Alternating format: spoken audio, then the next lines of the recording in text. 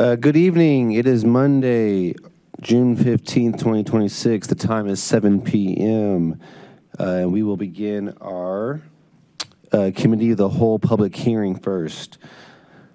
Notice is hereby given that the proposed annual budget for the City of Urbana and the County of Champaign, State of Illinois, for the fiscal year beginning July 1st, 2026, and ending June 30th, 2027, is on file and conveniently available for public inspection on the city's website, www.urbana.il.gov/HR-and/annual-budget-information. Notice is further given that a public hearing on said proposed annual budget will be held at 7 p.m. on Monday, June 15th, 2026. Estimated revenues for the proposed budget for fiscal year 2026 are $67.4 million, and estimated expenditures are $80.3 million. All interested persons are invited to attend in person or to watch the hearing on UPTV. Our live stream the hearing at www.urbana.il.gov/executive-department/page/urbana-public-television. Persons attending the hearing shall have the right to provide written and oral comments and suggestions regarding the proposed annual budget. Clerk, will you please call the roll? Councilmember Wu. Here. Councilmember Evans. Here. Councilmember Hersey. Here. Councilmember Jones. Here. Councilmember Wilkin. Here. Councilmember Quisenberry. Here. Mayor Williams. Here. Thank you. Okay, thank you. Well, next, we'll move on to public input. You have 5 minutes. If anyone from the public would like to come up and speak, now is your time. Just as a reminder, we are in the public hearing presently for the budget. So following the adjournment of this public hearing, we will have the regularly scheduled Committee of the Whole, which is the agenda that has all of the action items. Right now, we are just in a public hearing on the budget.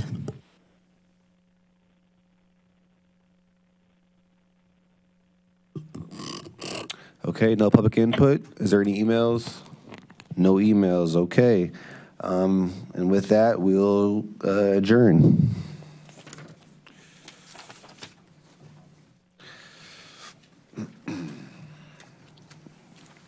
Okay, good evening again. It is Monday, June 15th, 2026. The time is now 7:04. And I'd like to call this order the meeting of the Committee of the Whole. Will the clerk please call the roll? Councilmember Wu. Here. Councilmember Evans. Here. Councilmember Hersey. Here. Councilmember Jones. Here. Councilmember Wilkin. Here. Councilmember Quisenberry. Here. Mayor Williams. Here. Thank you. Thank you. Next item of business is the approval of minutes of the previous meeting, which there are none. Are there any additions or changes to the agenda? Okay, seeing none. With no additions, we'll move on to presentations and public input. If anyone is interested, you may come up to the microphone and you will have 3 minutes to speak because we have a lot of people that we want to get up and hear from. So you have 3 minutes. Please state your name for the record if you want it to be included. Thank you for coming.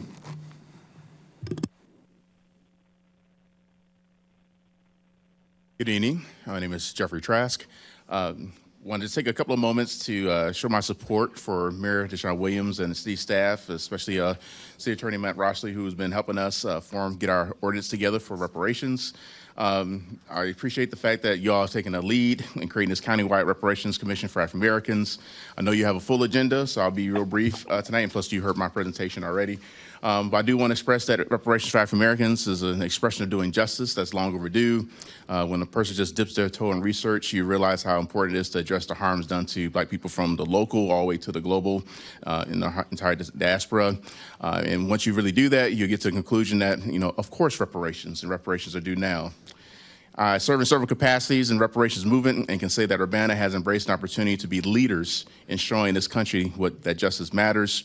Reparations should not be quote unquote political or polarizing or on the fringe or seen as divisive, but reparations simply entail acknowledging when people have been harmed, apologizing for those harms, and providing restitution to begin the journey of making people more whole. These concepts should not be foreign for anyone that consider themselves human. And while moving forward with being human should be a straightforward task, I do understand that there are those who might prefer harms not to go acknowledged, pain to be ignored, and restitution to not be necessary. Therefore, I do want to go on record, along with my friends and allies here in this space, to say that Mayor Deshaun Williams deserves tremendous credit for being willing to take the lead in ensuring a reparations commission is formed that does the research and investigation of harms done to a group of people only because of their skin color. While we will not be the first to do this, we will be forerunners in this area in this country, and to show that we should be afraid to fight for justice for all. If there's anything to be afraid of, it should be not fighting for justice for all. In the coming months, this community will move forward in taking the steps to deal with all the disparities, the gaps and injustices that Black people have experienced in Champaign County, and how to begin the healing process. We're drawing our model from the city of Evanston, who has already paid out over $8 million in reparations. We also model from the state of Illinois, where Governor Pritzker himself has apportioned a commission for reparations, which I'm a part of as well. And we have many, many other models of reparations around the country, efforts around the country as well. So I'm excited to witness so many people coming together for this movement and help change the narrative of reparations being something that's controversial to being something that's common sense. Remember that we're all better off when we take care of each other. And thank you for your time.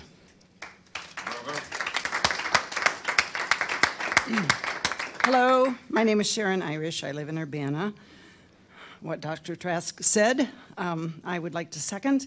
I want to express my gratitude to the council and the mayor, because we've been working on this issue since about the middle of 2023, formally anyway, to establish and fund a Champaign County Reparations Commission for African Americans. Our short-term goal with this commission is that it bring recommendations for actions on reparations to the governing bodies. And as you know, Urbana on June 9th, 2025, and Champaign County Board on October 23rd, 2025, have already committed funds to this effort, so thank you. We await a decision about support for this commission from the city of Champaign, and we will be present at their city council meetings as well. Also in February of 2026, students at the University of Illinois organized and got on the ballot a referendum in support of local reparations through the University of Illinois. This is a non-binding referendum, but it was approved by 87% of those who voted. We propose that at least 51% of the commission is composed of community members to ensure that the actions authentically represent African American residents of Champaign County. We need a local group of those most impacted by enslavement and its legacies, a commission, in other words, to make decisions about how and what to prioritize in addressing centuries of egregious harms. The commission must have financial and logistical support to meet, oversee research, and then decide how to proceed to implement reparations. We have commitments from Senator Faraci and Representative Ammons to serve ex officio in this commission, on this commission. So reparations is a Big Tent approach to building inclusive, equitable social structures that also acknowledges past and current ways that white supremacy damages so many lives. Creating a culture of repair helps all of us by promoting healing and intervening for justice. We in the coalition really appreciate your current and future support. I'm going to take just a brief moment to also encourage you to approve landmark designation for the Urbana Civic Center. This designation does not preclude repurposing the building, because obtaining a variance to alter the building appropriately would not be difficult. I'll stop there. Thank you. Hi, Liz Cardman of Urbana, off topic and counting on 5 minutes, but here I go. 2 weeks ago, I spoke before you in opposition to the Main Street PUD. Last week, an article appeared in the online magazine Smile Politely, which covered this. It grossly misrepresented my statements. People hear what they want, they write what they want. I'm not here to engage in a public tit-for-tat debate. I am here to correct the record. Here's what I said in opposition to the PUD. Point 1, it is not going to promote affordable housing as has been amply demonstrated by Esther Patt and Claudia Lenhoff. They both have decades of experience in the rental market and affordable housing in the CU area. I would defer to their opinions and experience anytime and trust that you will too. Point 2, this PUD, if approved, would have a domino effect in promoting development of higher density, high-cost student housing east of Lincoln. For decades, developers have been trying to build there. If you ignore the N1 zoning of West Main under the new comp plan and permit an R5 to replace an R2, you've basically said that high density can go anywhere in N1. Point 3, I've begged throughout Urbana, between Springfield and University and west of Lincoln Avenue. The area has been overrun with high density student housing. Few of the original houses remain. This has put pressure on the neighborhoods to the north. This is what can happen to the east of Lincoln. I've noted innumerable times the 100+ single-family houses and duplexes that have been raised in West Urbana since I've lived here, mostly for high-density student housing. More will follow. I in no way did say anything against affordable housing. Whether it was needed, where it should be permitted, of course it's needed. But I did say that promoting affordable housing and changing zoning are nuanced issues. What works in major metropolitan areas is irrelevant to Urbana. Affordable housing is a complex issue affected by national and international trends. Without subsidies at the local, state, or national level, we're just not going to get it locally. That doesn't mean we shouldn't aim for it, but it does mean we have to recognize the challenges and think beyond a simple Facebook posting. As a victim of misinterpretation, am I mad, mortified, dumbfounded? Mostly, I'm humbled. Where did I go wrong? How did I express my views so inadequately that I was misunderstood? How can we overcome such miscommunication? And going forward, just because I don't support this PUD does not mean I'm against construction of affordable housing in my neighborhood or elsewhere in Urbana. Unfortunately, I'm not asking that you agree with me. I am asking that you understood what I said. Thank you.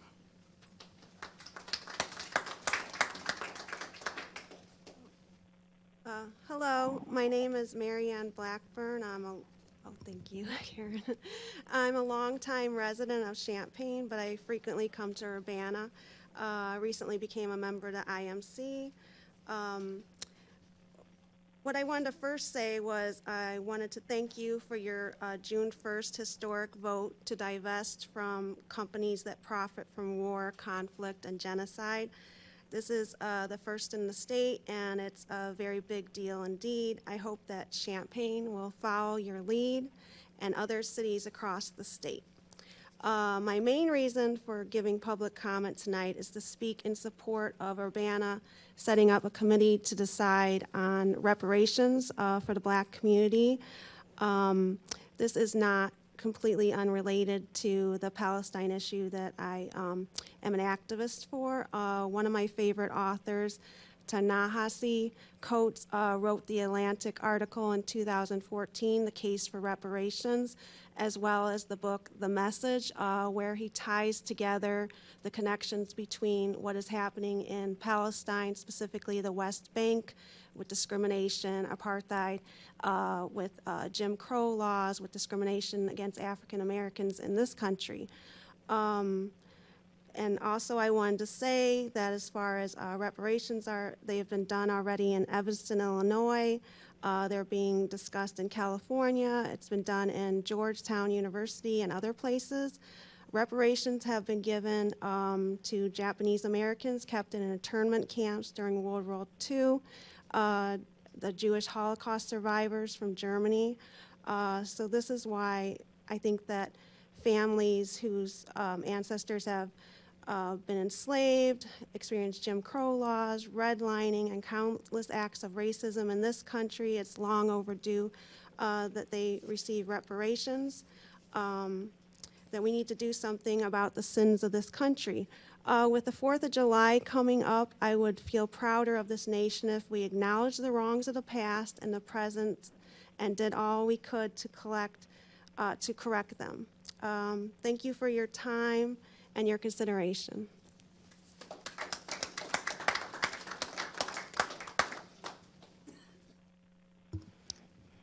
Good evening, Council. I am Angela Urban, an Urbana resident and also the chair of the Historic Preservation Commission.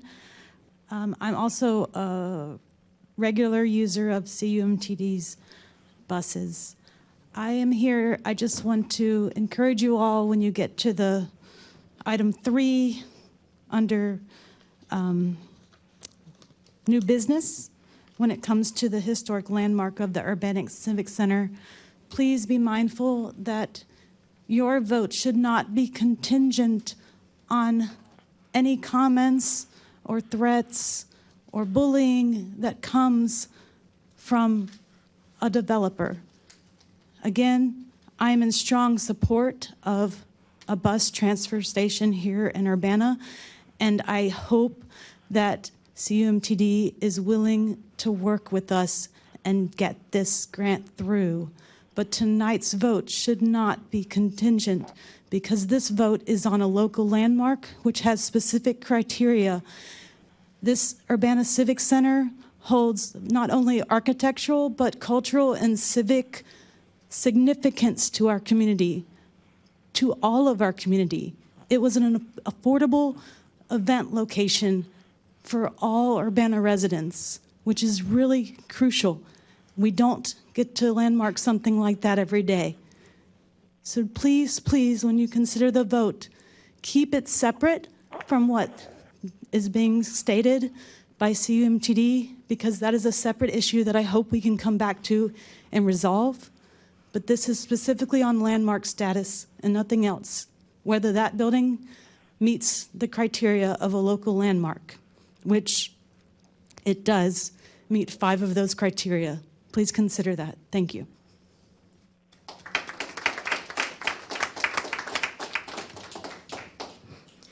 Hello, my name is Karen Medina and I live in Champaign. And tomorrow I will be speaking in Champaign to encourage them to fund the reparations part because we need to work together with Champaign County, Urbana, and the city of Champaign all working together to do this because this is the right thing to do. But I'm here to speak today about the landmark status of the Civic Center.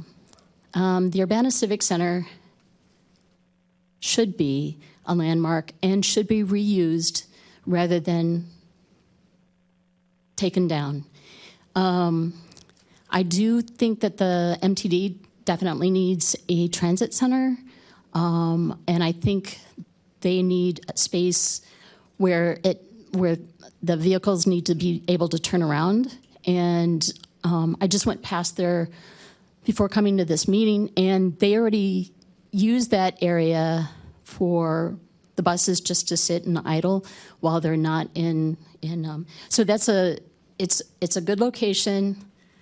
However, the building's importance to the city and to the community at large is the most important thing, and reuse is very important to the city of Urbana, I think, as well. I think the city of Urbana has neglected the building. They deferred maintenance, and then shut it down. And so I kind of feel like we're guilty. I'm from Champaign, but I still feel really connected to Urbana. So I feel like we're very guilty on this already. And what we really need to do is actually do historic landmark status for it. And we don't need to repair it. What that would do is allow whatever construction does happen to either add on to it, you can build beyond it, you can alter it with permission, but the city of Urbana does not need to repair it before anything else happens to it. I just think that it should not be destroyed. We have a lot of reused buildings here in Urbana, including the Urbana Free Library, which was added on to. It was a historic building built in the early 1900s, and then they needed to make it larger. And when the building next door was crumbling, they took over more space and built it out. And I think that is incredible, great reuse of incredible structures. The IMC, the Independent Media Center, was originally a federal building, and is now a great community center. And I think we could accommodate both. All right.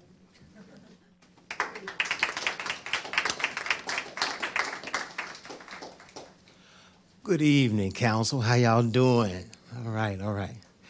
Some faces I recognize. Mr. Mayor, my name is Aaron Ammons. I am a resident of Urbana. I live at 1108 North Busey, currently represented by Ms. Hersey. I am here tonight to thank you, Mayor, and the council for your support for the Reparations Task Force. It may seem like a no-brainer to some of you and some of us, but there are elected officials who still today don't even want us to study reparations and whether or not African Americans are due reparations. Well, Japan actually attacked the United States through Pearl Harbor, and those who were interned received reparations. The United States had nothing to do with the Jewish Holocaust, but Jewish Israel receives reparations. And maybe the United States may have had something to do with it in some way, but overall, we're paying reparations, continue to pay reparations to Israel. But African Americans built this country. We were enslaved, well, excuse me, we were human trafficked. We were illegally trafficked from Africa all through Central, South, and North America, the Caribbean, Europe, and other places. And there's no statute of limitations on human trafficking. We were murdered, raped, robbed of our culture and all manner of things, and built with our blood, sweat, and tears, many of the economic engine of the United States, making it the richest country that's ever existed, all because of cotton and sugar and rice and all the plantations that we were forced to work to build, okay? So I look forward to, I think it was a wise decision and important decision to support the task force. 30,000, almost, but there was a debate between 30,000 and 36,000 ships left Africa to South, Central, North America, and other places with human beings to be forced to work for free in inhumane conditions. Restrictive covenants, you may have heard of that. If you don't know what it is, think of redlining. So this work, this combined work that I'm doing in my office and with the support of scholars at the University of Illinois, we hope that the county and the city of Urbana, and I would imagine that the city of Champaign will join in these efforts as well. Divestment versus investment, extremely important. So I thank you all for the vote that you have taken on that as well. So thank you for this. We appreciate your support, and hopefully I'll see you all soon. Have a good night.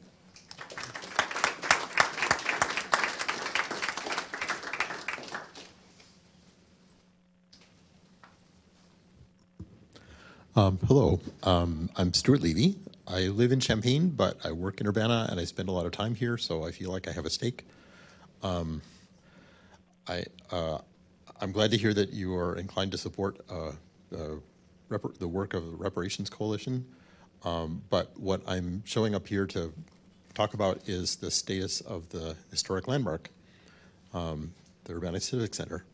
So I look at the packet, and I see that it looks as though the recommendation is coming with like, well, if you make this be a historic landmark, it comes with a very hefty price tag.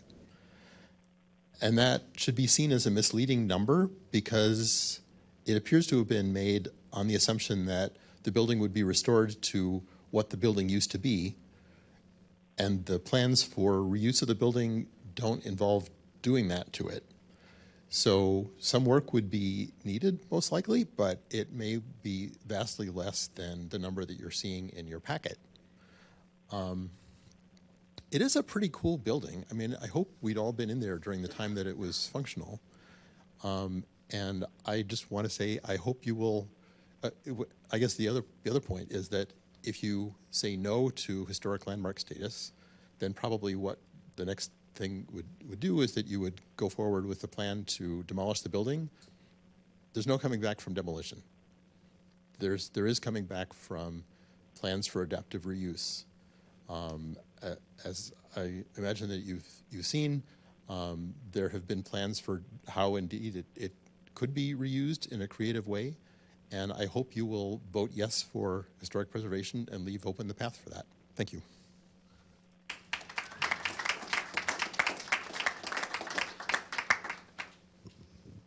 Hello, good evening. My name is Jessica Yassine. I am a resident of Urbana, and gosh, I am really proud to be a resident of Urbana. You guys are doing an amazing job being progressive. First, with making us the first city in Illinois to divest from genocide and war. And now with the work that we're putting in for reparations. I'm also speaking on behalf of CU Muslim Action Committee. All of us as an organization, we back what you're doing, and I'm here today to let you know that we're backing that. And we are so grateful to every single one of you for the work that you're putting in. Thank you.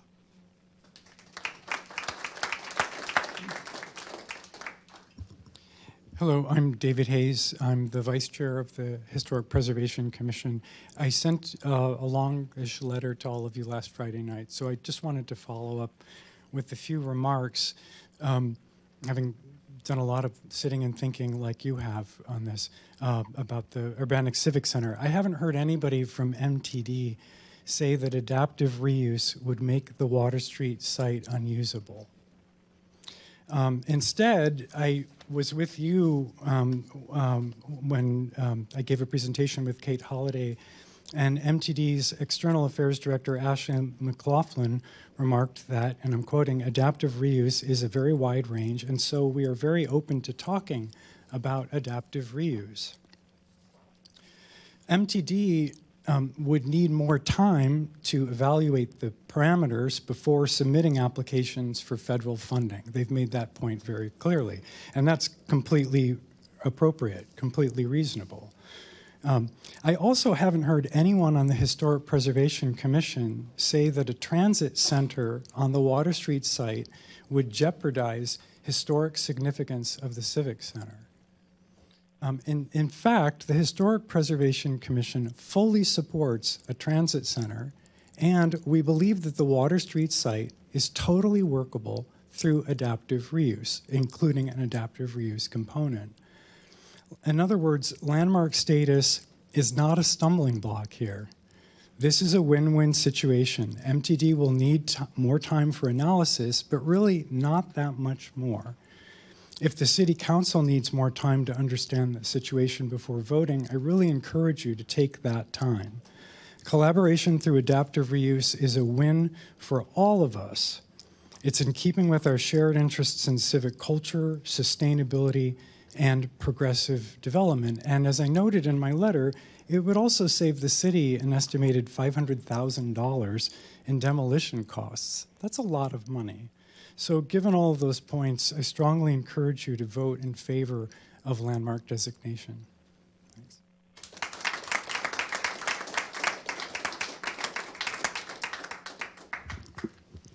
My name is Jim Young, and I'm a member of the Champaign-Urbana Reparations Coalition, and I'm speaking in favor of the establishment of a Restoration Commission for African Americans.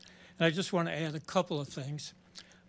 Specific acts of reparations can include housing assistance for rent or home ownership, educational investments for African American children, and support for healthcare organizations.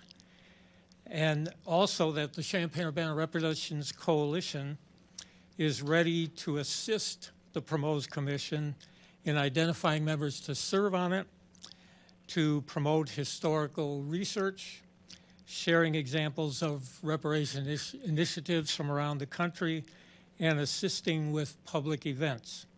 And so I am thankful that the City of Urbana is already on this path and that you will become part of this new Commission for African Americans.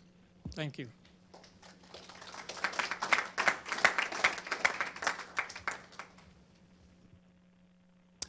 Honorable Council members and Mayor, my name is Annie Adams, and I serve as the chair of the Urbana Bicycle Pedestrian Advisory Commission.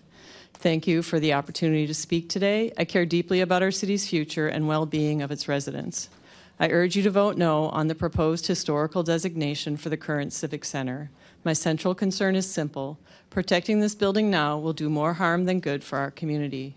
Champaign County is growing, and that growth brings new challenges. One of the most pressing needs is efficient, accessible, modern public transportation. The proposed bus transit center at the current Civic Center site directly addresses that need, reduces congestion, lowers our carbon footprint, and connects people to jobs, education, and healthcare. The city of Champaign has a great transit center in their downtown that I often use. Modern transit stations serve bus riders, cyclists, bus, and car share companies, intercity buses, trains, car parking, and they are ADA accessible in all features and functionality. Because buses are heavy, they cause significant wear and tear at bus stops, so transit agencies must build heavy-duty, reinforced concrete bus pads in areas where buses frequent. For over 20 years, the City of Urbana has tried to locate a bus transfer center in downtown Urbana. The current collaboration between the city and the Champaign-Urbana Mass Transit District for the use of the parcel at 108 East Water Street moves us closer than ever to the goal. We currently have no other feasible downtown site. As the city's transit service and needs grew, the city found a way to accommodate up to 10 idling buses at the same time outside the city's parking deck, which is next to the Champaign County Courthouse, behind Lincoln Square Mall, and the Royer Hotel. A porta potty was added in the parking deck to serve as a bathroom for bus riders and operators. This workaround means people wait outside in all manner of weather, hot, cold, wet, dry, using a toilet that only marathon runners and construction workers find acceptable. The CUMTD, recently named one of the top 2 transit systems in the nation, has made it clear that if the Civic Center receives historical designation, it will not apply for the federal grant, and the project will not be built in Urbana. The historic designation comes as the CUMTD wants to apply for a $25.6 million federal grant with a $6.4 million local match for a total of at least $32 million. In addition, they have just completed a 2-year, $133,000 environmental review and a nearly $31,000 demolition mitigation plan required by the State Historical Preservation Office. The plan ensures the Civic Center will be memorialized in photos, blueprints, written history, physical description of the structures, Abraham Lincoln Library, Champaign Historical Archives, Urbana Free Library, 25 seconds. What will serve our community more, the preservation of a building or the creation of a facility that will serve thousands of residents daily? We have a rare opportunity to make a meaningful impact. Let's prioritize the transit center, sustainability, and accessibility. Let's choose a future where our city is connected and prepared for the challenges ahead. Please vote no on the historical designation and allow the transit center that our city needs to move forward. Thank you.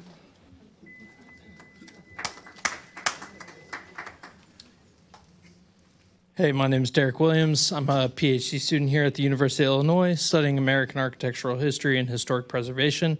I'm asking the council today to further consider their designation of the Urbana Civic Center as a historic landmark. In my personal opinion, unlike the person before, there's no need to demolish this building entirely when the structure itself could be reincorporated through adaptive reuse solutions. I'm a regular user of the Champaign-Urbana MTD buses. I think they're great. I'm originally from South Carolina and Texas, so this kind of bus system is entirely new to me and how well it is. I recognize that there is a need for updated infrastructure, and it's important and it's necessary.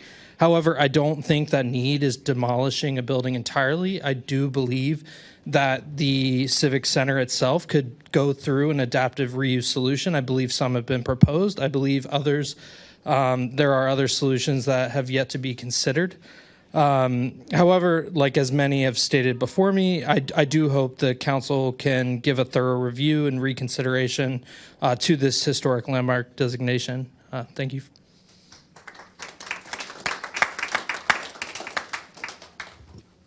Hi, everybody. My name is Madison Bowman. I sent an email, unsure if I was able to meet tonight, so I'm saying it now.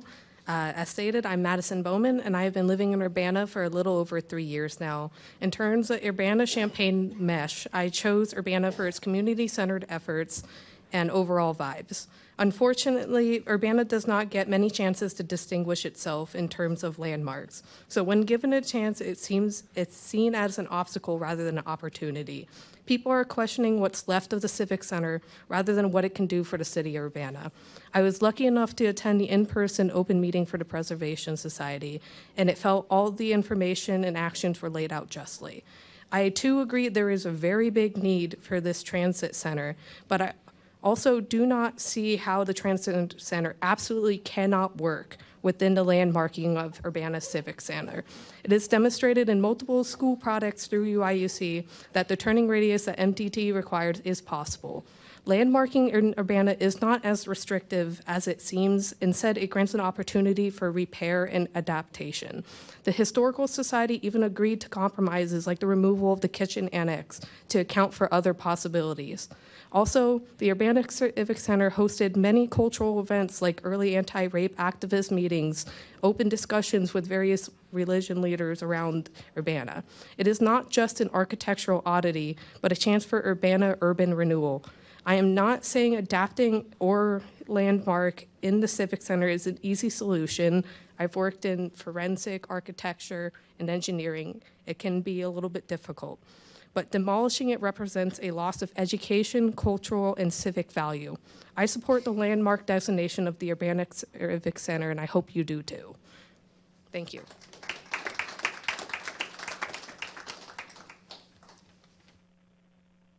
Members of council, my name is Dennis Roberts. I am on the Historic Preservation Commission, and I actually sent you a letter this afternoon, which I hope you read. I wasn't really thinking that I would step forward, but two things.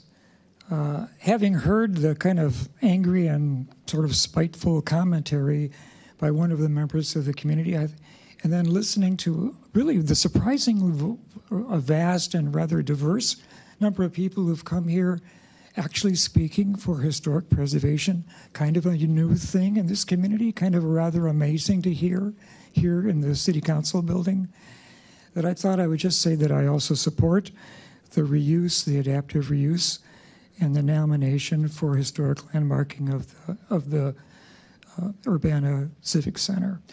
The building doesn't have to be remodeled to become another public utility for public meetings. It doesn't need to have, the kitchen to be remodeled. Anybody who's going to purpose the building, even if it's going to be a vestibule for a new transit center, which certainly would be appropriate reuse for that, would be updating the utilities, the bathrooms, and the electrical systems. These are not issues that were so much the topic of the conversation as we made our journey through the Civic Center when it was when we were doing tours. So many of the aspects of the negative aspects about the Civic Center are it's going to be really hard to use because the curtains are old, the bathroom needs updating, the electrical system is no longer good. When you look at the outside of the building, and really the structure of the building inside, it's really in very good shape in many ways. And anybody who wants to think about it in a creative way will come up with a solution about how to incorporate it into a new project. And the MTD is a smart bunch of people. They can make that decision and they can come up with a new plan. Currently, they don't show any kind of plan or site development so that to the public. And we have no idea what they're going to be doing. But I know that they have the resources and the wherewithal to make adaptive reuse part of the situation.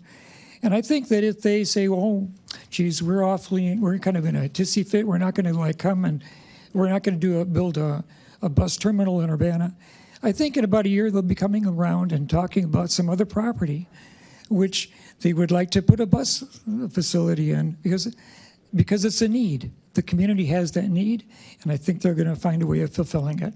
So don't be bamboozled by the words that they're using today. Tomorrow, it'll be a different story.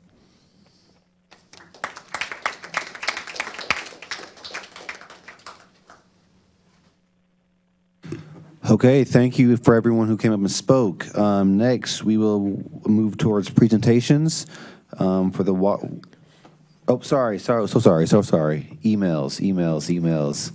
Councilmember Wu, please, you first.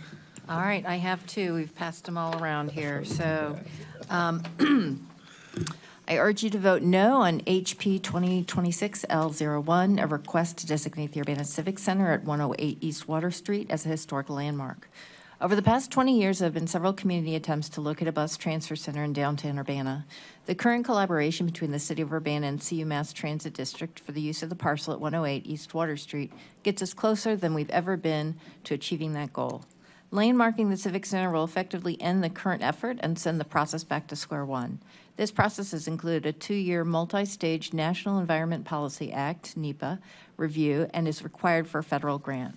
1, landmarking the Civic Center will effectively block the MTD from building a transit center at that location.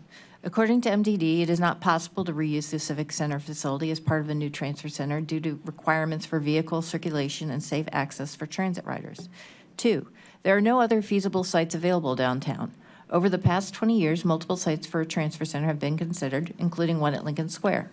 Another site was on Main Street as part of a much larger government complex for the county jail block. Those concepts and several others didn't advance. After the city made the difficult decision to close the Civic Center in 2018 due to the deterioration of the building and prohibitive cost of repairs, the city, MTD, and potential community partners began to evaluate that site. 3, landmarking the Civic Center represents a lost opportunity to provide, at long last, a clean, safe, and comfortable facility to serve thousands of transit customers and drivers. Currently, the city parking deck at Broadway and Elm serves as the default downtown bus transfer point. Families, students, senior citizens, persons with mobility issues, and everyone else who has to transfer buses waits outside when it's 100 degrees or 0 degrees, and when it's 10 a.m. or 10 p.m. The only nearby public restrooms in Lincoln Square. Sometimes people utilize the porta potty in the parking deck, but not always. 4, the landmark of the Civic Center represents a lost opportunity to reduce the bus congestion surrounding the parking deck and courthouse. It represents a lost opportunity to provide a permanent and convenient location for Urbana School District administration, staff, and parents. It represents a lost opportunity to meet the transportation needs of residents, businesses, and government offices. 5, landmarking the Civic Center facility represents a loss of a downtown construction investment of at least $32 million, $25.6 million in federal grant funds, and $6.4 million in local match. In addition, it represents a loss of $133,400 that MTD has paid to consultants to complete the required NEPA review for the project, as well as $30,632 for the demolition mitigation plan required by the State Historic Preservation Office. The consultant fees were paid for by MTD's local capital reserve funds. 6, the demolition mitigation plan ensures that the Civic Center will memorialize in photos, blueprints, written history, and the physical description of the structure. These will be archived at the Abraham Lincoln Presidential Library in Springfield and in the Champaign County Historical Archives at the Urbana Free Library. I urge you, Diane Marlin, Ward 7. Thank you. Is there any more emails? Councilmember Evans. Dear Mayor Williams and members of the City Council, on behalf of Landmarks Illinois, the statewide historic preservation nonprofit, I write in strong support of the proposed local landmark designation of the Urbana Civic Center and urge the City Council to affirm the recommendation of the Historic Preservation Commission. The Historic Preservation Commission carefully reviewed the nomination and found that the Civic Center meets 5 criteria for local landmark designation. We believe that recommendation is well-founded, deserves the council's support. Supporting local landmark designation and prioritizing protection of the building will ensure that there is not an irreversible loss of community heritage. The Urbana Civic Center is a very distinctive example of mid-century modern civic architecture in Illinois. Its pyramidal roof forms, strong modernist design, and prominent presence in downtown Urbana have made it an established and familiar structure for more than 50 years. The Civic Center's significance has been recognized through the determination by the Illinois State Historic Preservation Office and the Federal Transit Administration that the building is eligible for listing in the National Register of Historic Places. That binding reflects recognition of the building's architectural importance and, more importantly, its role in the civic, cultural, and social life of Urbana. Historic preservation is effectively a local planning and community development tool. In communities across Illinois, preservation efforts have helped stabilize neighborhoods, encourage reinvestment through adaptive reuse, retain naturally occurring affordable housing, and reduce unnecessary demolition of iconic components of the built environment. Preservation policies work in tandem with community and economic development goals, particularly when communities focus on retaining and adapting existing buildings rather than relying solely on demolition and new construction. Further, landmark designation would not be a rejection of future investment, redevelopment, or improved public transportation infrastructure. Historic preservation and adaptive reuse are not opposing goals. Across Illinois and throughout the country, some of the most successful and celebrated development projects are those that preserve significant historic resources while adapting them to contemporary needs. The Civic Center presents an opportunity. Recent design studies demonstrated that adaptive reuse is a feasible, worthy of serious consideration. Brett, I'll put the rest in the record. Thank you. Councilmember Hershey? The memo I have is from Carl Ganat, Managing Director, CEO of MTD. Introduction. This memo is provided to clarify the Champaign-Urbana Mass Transit District's MTD position on the proposed downtown Urbana transfer facility and its relationship to the Civic Center property at 108 East Water Street. While the district has worked in partnership with the city of Urbana for more than 15 years to find a viable downtown transfer location, decisions regarding the Civic Center property directly affect MTD's ability to advance this project at 108 East Water Street. No matter what is decided regarding landmark status, MTD will continue to provide a high level of service to all transit riders in the entire district, and we remain committed to improving transit access in downtown Urbana. B, project overview. The proposed project is intended to, 1, construct a new centrally located transit transfer facility in downtown Champaign. 2, improve passenger accessibility, safety, and amenities. 3, support opportunities for co-location with other local government stakeholders, Urbana School District 116. 4, serve as a long-term infrastructure investment for MTD in downtown Urbana. The estimated cost of the project is $32 million, based on construction costs for similar facilities of this size and function, with up to 80% eligible for funding, for federal funding. More information and discussion can be found in the MTD Board of Trustees meeting materials from May 27th, 2026. C, status of federal grant applications. In January 2026, MTD staff started a grant application for project funding in response to the U.S. Department of Transportation's Better Utilizing Investments to Leverage Development Build grant program. MTD did not submit the application due to the Historic Preservation Commission's emerging interest in the Civic Center and its potential for historic landmark designation. MTD will not pursue funding for projects that depend on conditions outside its control that may prevent implementation. Applying for and receiving federal funds without the ability to implement a project, 1, creates compliance and oversight risk under federal grant programs. 2, affects how the district is evaluated in future federal reviews. And 3, undermines the credibility of the agency as a grant recipient. MTD is currently prepared to pursue Federal Transit Administration, FTA buses, and bus facilities grant program funding to construct a downtown transfer facility at the Civic Center site. This funding is very competitive and not guaranteed. Based on recent funding cycles, the FTA typically releases its, and there are 2 more pages of this, and we will put this in the minutes. Thank you. Councilmember Grace. Thanks. This one's from Anna Ho. Good evening. My name is Anna Ho. I'm a resident of Ward 2. Please read my comments into the record if time allows. I'm writing in opposition to the proposed historic landmark designation of the former Civic Center. I've lived in Urbana for most of my life and appreciate the role the Civic Center served in our community for many years. It provided an affordable space for celebrations, meetings, and events, and I value the memories people have of the building.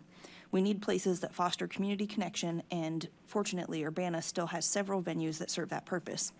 While I believe in the mission the Civic Center once fulfilled, I also understand the practical realities that led to its closure after years of deterioration and costly maintenance needs. I believe the best way to honor the former Civic Center is to put that site to work serving the public good of today. Landmarking the building would effectively prevent the construction of a downtown transit center at the site that has been identified after many unsuccessful attempts to find a suitable location. As a regular bus rider living in downtown Urbana, I frequently use the current MTD transfer point next to the courthouse. Despite starting, transferring, and ending many trips there, I find it challenging to navigate. Riders are left waiting outdoors in inclement weather with limited access to restrooms or shelter. People who depend on transit deserve a facility that provides dignity, safety, comfort, and protection from the elements. The current transfer location also creates challenges for pedestrians. An indoor center would improve accessibility, provide a cleaner and more welcoming environment, helping people reliably get to work, school, appointments, and other destinations. The history of the Civic Center can be preserved without preventing a project that addresses critical transportation needs for current and future residents. Thank you for your consideration and your work serving the community. Next one. You got a timer? Was that just under 3? Oh, cool. Next one from Catherine Holliday. Thank you to Mayor Williams and the City Council for your consideration of the Historic Preservation Commission, HPC's, recommendation to designate the Urbana Civic Center as a local landmark. I'm sorry to not be able to attend the June 15th meeting. I'm submitting my comments and 2 additional documents here that I hope will all be read aloud. I'm a member of the Historic Preservation Commission and have taught historic preservation and architectural history in Texas and Illinois for 19 years. In my previous comments to the on the Urbana Civic Center to HPC, I have advocated strongly for including experts in preservation and adaptive reuse in assessments of the building's condition and potential for reuse. In keeping with those comments, I wanted to be sure that the comments of the Deputy State Historic Preservation Officer were part of the public record. Attached are 2 letters, one dated February 6, 2025, and the other dated July 16, 2025, indicating that both the FTA and the Illinois State Historic Preservation Officer agree that the Urbana Civic Center is eligible for the National Register of Historic Places for the excellence of its design and its importance to the community and social history. The City of Urbana is fortunate to have such an outstanding cultural resource, and it provides an excellent opportunity for reuse as part of a transit center. There are many architects who would relish the opportunity to work to renew this flexible building that remains in excellent condition. To knowingly demolish rare and special cultural assets is a tragic loss for any community. The city owns this building and site and has the right to set the terms of redevelopment. The city can absolutely require that subsequent to the findings of eligibility in the NEPA/Section 106 review, it would like to ensure that MTA pursues a creative adaptive reuse of the Civic Center in its plans. In fact, this distinctive, sustainable approach is far more likely to win grant funding. It would also be eligible for other forms of funding through grants for historic preservation. Part of the purpose of NEPA/Section 106 review is to find cultural assets and determine what impact their discovery has on proposed development. In this case, community supporters and the Historic Preservation Commission concur that the building is an irreplaceable asset to the community and ask that it become an official city landmark incorporated into future plans for the site. It is a false dichotomy that demolition is necessary for progress. Other communities have successfully pursued such projects, and Urbana can too. Thank you for your consideration, Catherine Holliday. And we're going to say one that came in later? I still have one on the paper. Okay. And there was also another one that's probably not printed. We'll come back to you. Is that okay? Yeah. Councilmember Wu, please go ahead. All right. Please read my comments aloud at the public record at tonight's meeting. I'm ready to urge the City Council to vote against landmarking the Urbana Civic Center. As a daily CU MTD rider, I support and benefit I support and benefit from the development of a downtown transit center. The Civic Center site has been identified by MTD as the most viable location after several years of study and coordination with the city. This is not a speculative proposal. It is the result of deliberate, long-term planning of process, which the city is an active contributor in. MTD has stated in a recent board meeting that landmark designation would likely prevent the project from moving forward at this site. A vote to landmark the Civic Center is, in effect, a vote against establishing a modern transit hub in downtown Urbana. The consequences of that decision are significant. Transit riders would permanently lose the opportunity for a centralized facility with improved safety, accessibility, and amenities, conditions that are urgently needed today. Downtown Urbana would miss out on the economic activity associated with increased foot traffic, as well as the stabilizing effect of sustained public and private investment that CUMTD brings to their projects. The city of Urbana, as the property owner, would retain a building that has already been identified as requiring several $1 million in remediation to support any viable public use, with no clear or funded path for its future aside from demolition. The broader community would lose the opportunity to make productive use of a highly visible and strategically located downtown site. Historic preservation is an important value, but it must be applied consistently and proactively. That is not the case today. The push to landmark the Civic Center has emerged only after redevelopment plans gained traction, despite the building having been slated for demolition since 2019 and having reached landmark eligibility without prior action from the Historic Preservation Commission.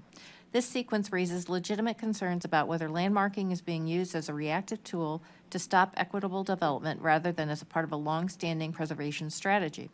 If City Council chooses to landmark the building, it should do so with a clear and transparent commitment to fully fund necessary remediation and ongoing maintenance, establish a defined and sustainable public use, demonstrate how this design aligns with the city's broader goals for downtown development and infrastructure investment.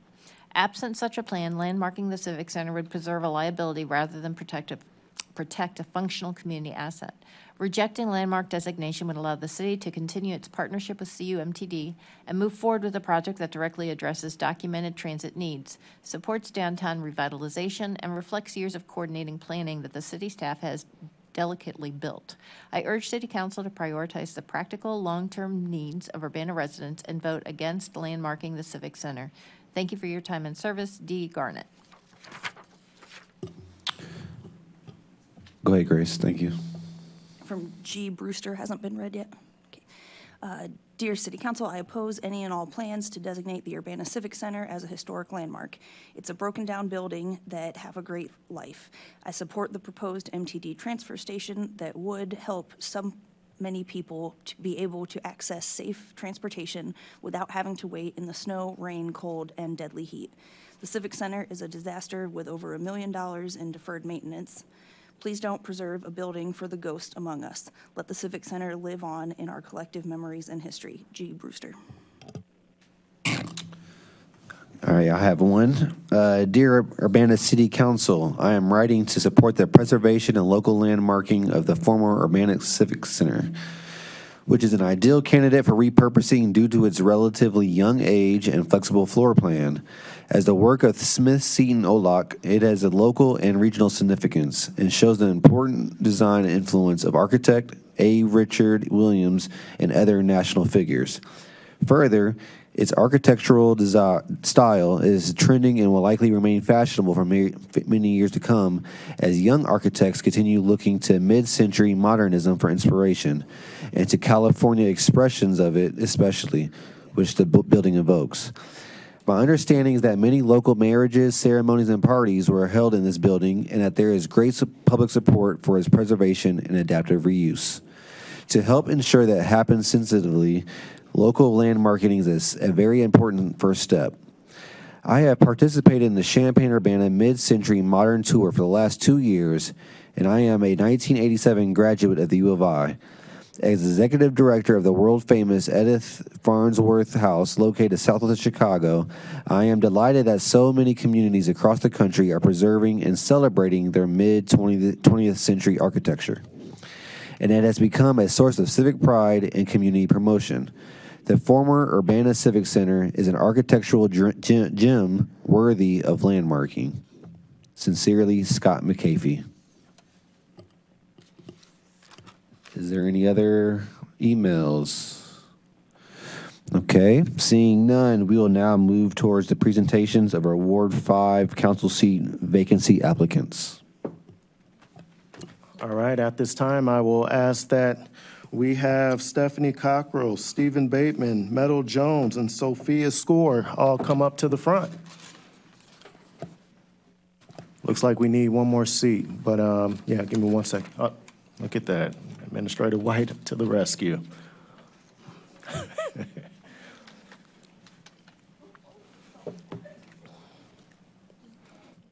Yep.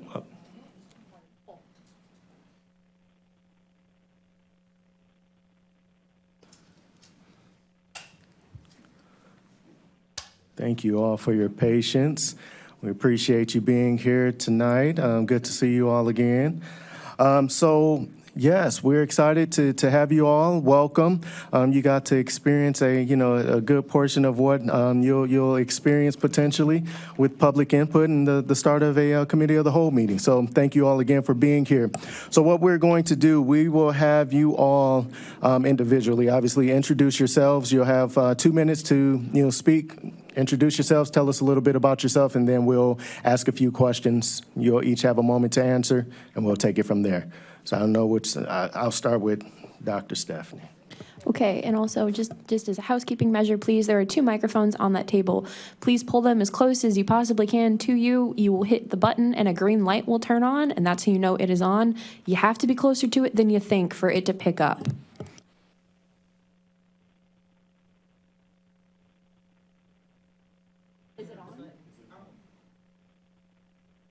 There we go. So I am Dr. Stephanie. I am the Executive Director of the Well Experience here in Urbana, Illinois, and I am a 17-year Urbana community member.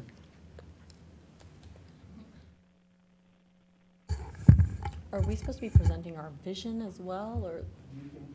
You can give an introduction, just your name, and if you want to expound on something, okay. you have 2 minutes to make it happen, all right? Great, thank you. Hi, my name is Sophia Winkler-Shore. I have lived in Urbana most recently for 2 years, but have been connected to the community for about 9 years.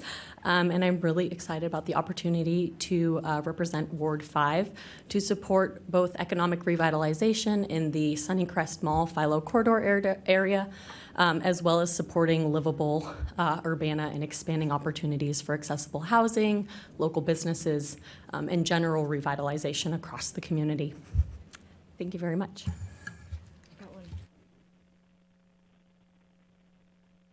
Thanks. Hi, I'm Dr. Meadow Jones. Thank you so much for having us tonight. It's really a pleasure to be here with these other folks, and what a delight to see the participation from the community. I'm really honored to occupy this moment in the unfortunate loss of our City Council member, Chandra Bishop, and I'm so glad that we're here able to possibly, one of us will fill her place. I have lived in Champaign-Urbana, I think since 1997. I moved here to be part of an artist activist collective that really focused on social design, and I never left because I loved Urbana, and I wanted to make my life here. I wanted to make the world here, and I'm glad that people keep doing it. So thanks for having us tonight. Hello, my name is Stephen Bateman. I was born in this area, grew up in the Southern Illinois by Carbondale area, have been back in Champaign-Urbana for about 7.5 years. Next month, my wife and I will have been residents of Urbana, Ward 5 for 5 years. And I just want to say thank you for the opportunity to be here and to present ourselves. Awesome, thank you. All right, Stephen, we'll start with you. So the first question that we will ask, what are 2 concerns you have for your ward and why? So the 2 biggest concerns, I think, would be not just for the ward, but for Urbana as a whole. We just talked about in the interview process, but gun violence as a whole in the community, and then affordability, economics. You know, like we talked about, it does seem to be worse in the Champaign area for the gun violence, but that, you know, Urbana gets lumped in, and that is the biggest, you know, issue with our youth at this time, it seems like. And then affordability, just because it starts at the national level, works its way down into the local level for the economy. Prices are going up. Tax time's coming out, so property taxes have gone out. The city is a living organism. Their prices are going up, which means that the residents' prices for the city are going up. And I think that what the city can do to help people in both of those regards is definitely at the forefront, because gun violence has been with us for quite a long time, and the economy, it does take a while to improve. So I think what the city can do to help its citizens is definitely warranted. Meadow?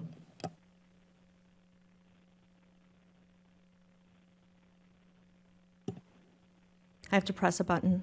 Okay, I've got it covered. The things that come to mind are issues around housing and accessibility, housing specifically as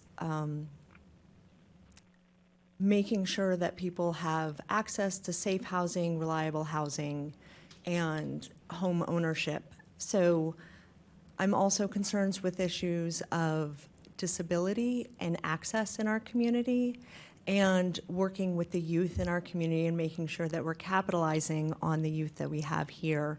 And much of that gets tied into the economic development of the community, the livability of this community, and participation. But I would say housing and access are my biggest concerns at this time. Thank you. All right, Sophia. Yeah, thank you. So the two issues that I think are most important to me in Urbana as well as Ward 5 as a whole are, as my other colleagues have mentioned, housing, accessibility, and then generally livability of the city of Urbana and Ward 5 specifically. I think access to resources, services, and community spaces are really important to support community, collectiveness, and overall livability within a community, and that means access for people from small children all the way to elderly people. So I would like to see Urbana focus on addressing the need to support local businesses and local community resources to then increase opportunities for affordable housing across Urbana. One example I have of that is thinking about novel ways to generate money, potentially to support housing accessibility programs, such as including opportunities for vacancy taxes for landlords that aren't actually maintaining their properties, and ensure that these properties are maintained so that they stay affordable housing and they're not just torn down or abandoned. And I think this would generally support Ward 5 in particular, that experiences a lot of blight, and with that homeownership that's not being utilized for affordable housing, that then results in not enough constituents to support the businesses in the Sunnycrest business area, for example. So I would say, just to reemphasize, livability and accessible housing are my two major areas.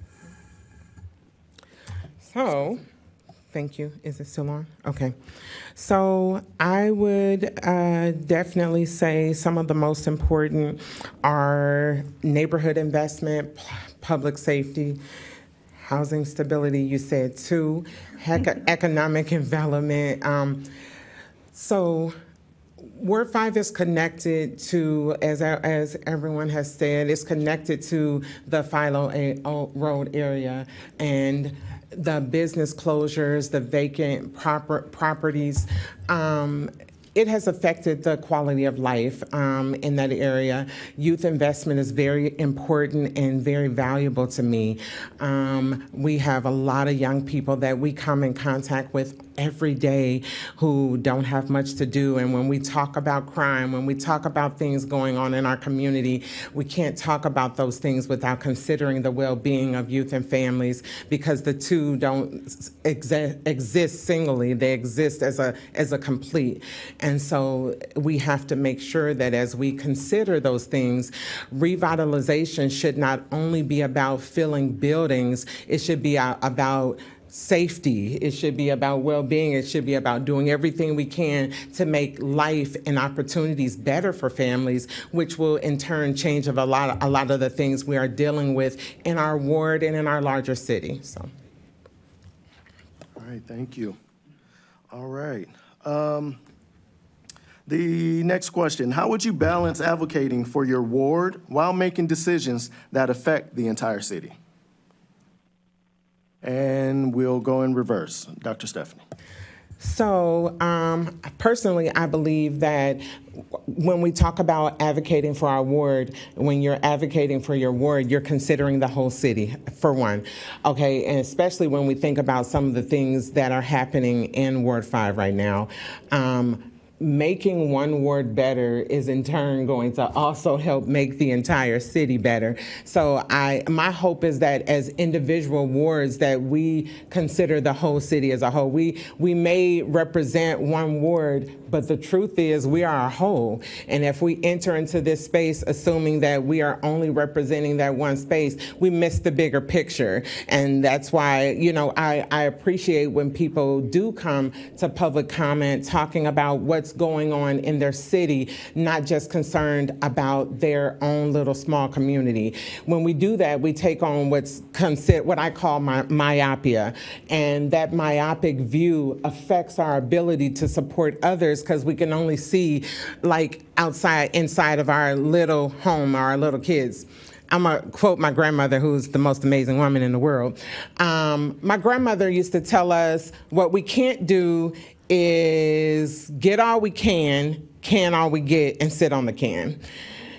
And so if we do that and are within our ward and we're only thinking about what's happening in that one space, we miss out on how we can support the community as a whole. So in my opinion, if I work hard to fix that ward and hear what's going on and sit with my fellow ward members and the council and the mayor and the community and hear what's going on, I should be concerned about that as a whole. So working within the small, but also being concerned about the large, because our decisions we make don't just affect us, they affect everyone in Urbana.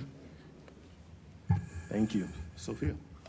Yeah, that was a really great answer, and I echo a lot that you said, Stephanie. What I think as a council representative for Ward 5 I would focus on is listening and learning what the ward specifically wants and is interested in so that I can best serve as a champion for their interests and needs. And what that means as a council representative is understanding the local while considering the broader city needs.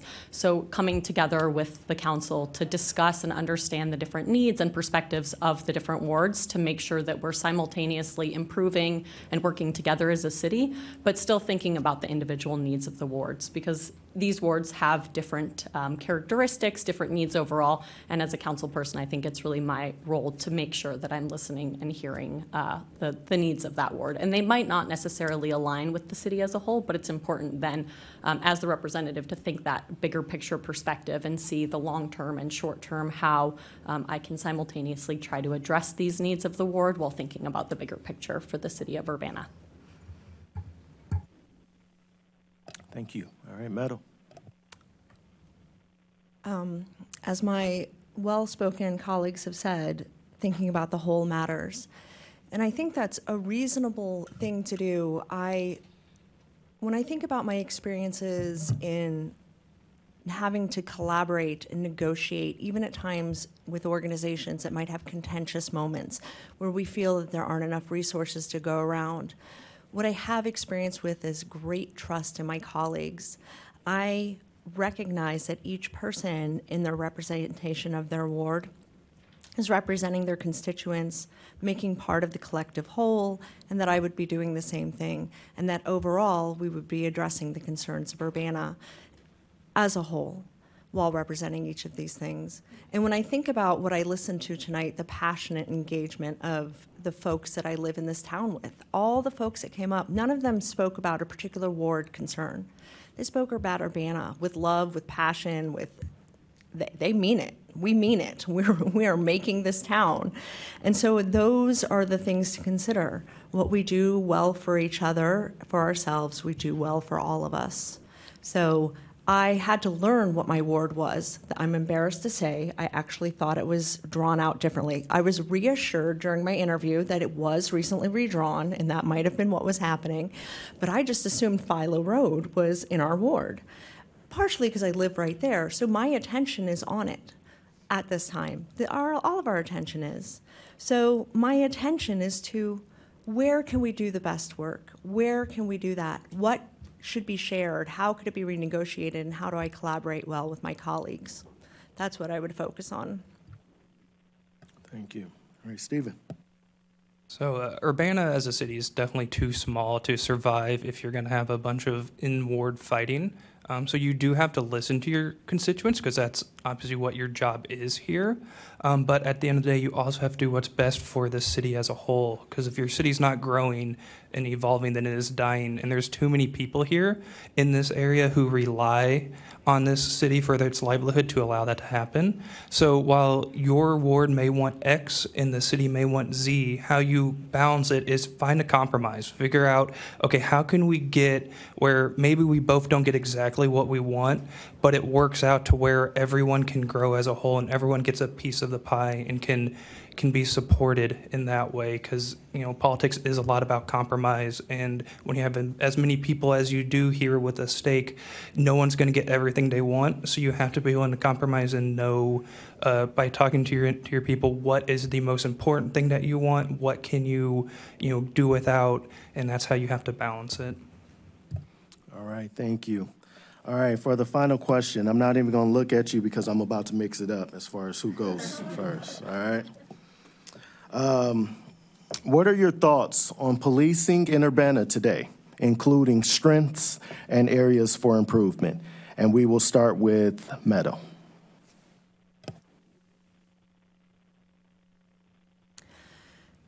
So I've had a lot of direct experience with the police in this community. A lot of my work has to do with dealing with community building, trauma as a consequence of structural violence, caregiving, and mental health crises. So specifically my professional work and my research has to do with trauma as a consequence of social violence. So that means I'm actively engaged. My experience with the police is that they are trying really hard in this community. And there are motions that we're working on right now as a city that I think might help them. Having an alternative policing response, for instance. Many of the responses many of the things that we ask the police to respond to are not criminal concerns, they're care concerns. They have to respond to mental health crises, the fact that we are under-resourced in this area for the community that we have. They're asked to respond to things that just are not criminal concerns. So the police, if by offering other structural supports and reducing the police load, that would be a good direction. There's also a historical problem of, I would say that folks talk about the problems of policing, right? And we've heard them. My direct experience has been the police have been kind and knowledgeable in a crisis. And I want them to feel safe when they come out. I want everyone to feel safe. And so the answer to that is to make sure that we have the sort of social infrastructural supports that we need so that we rely less on the police for our social infrastructure. And that's what I would be focused on. Thank you. Sophia. Yeah, I think Meadow said a lot of great content that I really agree with. I think it's great to see that Urbana is working on alternative responses to ensure that people that are trained to handle situations outside of immediate policing needs are available to address community needs. I think what's really important to consider is the metrics we're using to evaluate impact of police and community engagement teams to ensure that our investments are actually achieving the stated goals. So through, for example, adding 3 police officers, we need to think about whether or what metrics we want to see in the next 5 to 10 years and look at if that investment has actually panned out or if we need to be considering investing additional money in the community engagement team, which, for example, should have the same strict metrics of how we're trying to look at how that can support our overall goals of safety in the community. And I think it's also really important to consider the experiences of the communities that are being policed. While public safety and violence prevention is really important to everybody in the community, I think it's also important to recognize and consider that policing is often experienced as a form of violence. And so we want to make sure that we're balancing the needs of the people being policed and the violence in general in the community and think about how we can really identify the most effective opportunities to do that. And I think that goes through monitoring and evaluation of where we're investing our funds. Okay, thank you. Stephen. Yes, I think the overall the policing has definitely improved and done well. I think our chief has a vision of where he wants the department to be and is doing the best he can to get it there with the resources available to him. There is definitely a national, stigma in view of police officers. So I think continued transparency and continued engagement, community engagement, to get that idea out, to get what the police officers are, and to get a positive vision of them is definitely warranted. Also, the alternative policing, because as has been stated before, it is unfair for both officers and the individuals having the crises to expect everyday police officers to respond to individuals having various mental health crises, the issues that they aren't necessarily true police matters, and expect them to be able to handle that in a safe, positive manner. So the continuing with the alternative force that is trained for those is definitely a positive to help individuals, to help create and continue to have positive outcomes with those experiences, and to continue to grow Urbana as a positive with the policing force where community and officers work together versus as against each other. All right, thank you. Dr. Stephanie. Okay, so I want to be very clear that I am completely against unjust policing. I am completely against systems of policing that produce disparities and that continue to create systemic issues that impact families in our community and in the world. I am all about policing that. I'm all about systems of accountability, understanding a system of community connection, and a system that takes the police off of a hierarchy and puts us together, working together to create a system that works equitably. I am all for a system that understands that the impact of trauma in families that increases violence. I'm all for a system that teaches us and shows that family well-being and connection to resources and services and opportunities reduces crime. I'm all for a system that shows us that when we work together to when the police are working with us and we're in a community where we are operating together, that we can build something sustainable that actually helps and serves families. When we have a system that is, for too long in several communities, it has existed as above, it is time for us to bring it together and create a system that does not leave so many people out. So first of all, I'm for equity, and if policing is not equity, I'm for something that changes the way we've always done it, because the way we've always done it has left a lot of people harmed. And so I'm for change. All right, I'm sorry, I had to wait till the buzzer was finished. I want to say to all four of you, thank you. Thank you for taking the time out of your busy schedule to spend some time with myself and Administrator White, and then taking another Monday night out to be here with us all. So the next steps, obviously, we'll go and deliberate on this later tonight in closed session and have a conversation about you all. And I will be in touch with each and every one of you tomorrow, one way or the other. But I want to say thank you. I appreciate you all's heart to want to serve this community. I appreciate the work that you are doing already, and I'm looking forward to continuing to work alongside of all of you as well. So thank you all again, and have a great night. Thank you. Let's give them a round of applause, yo.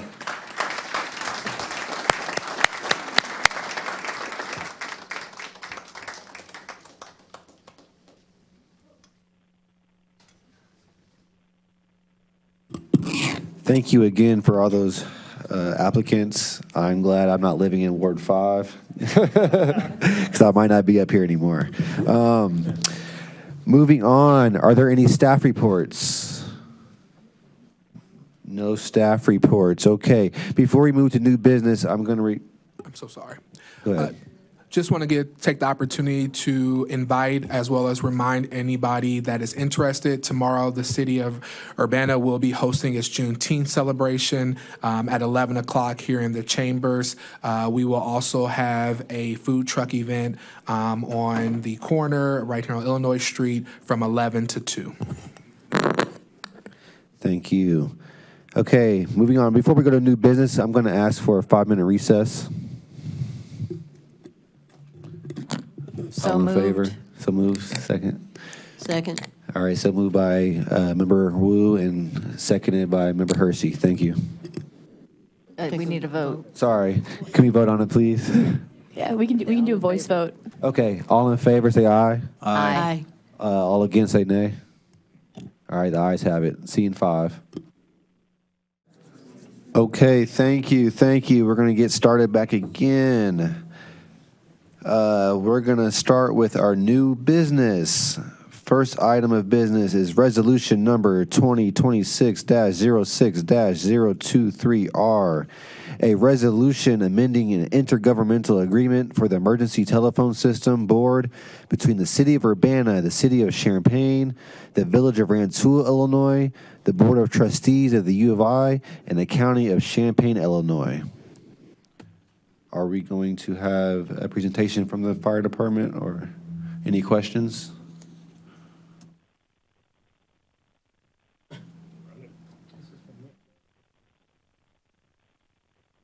Any questions? Have any questions?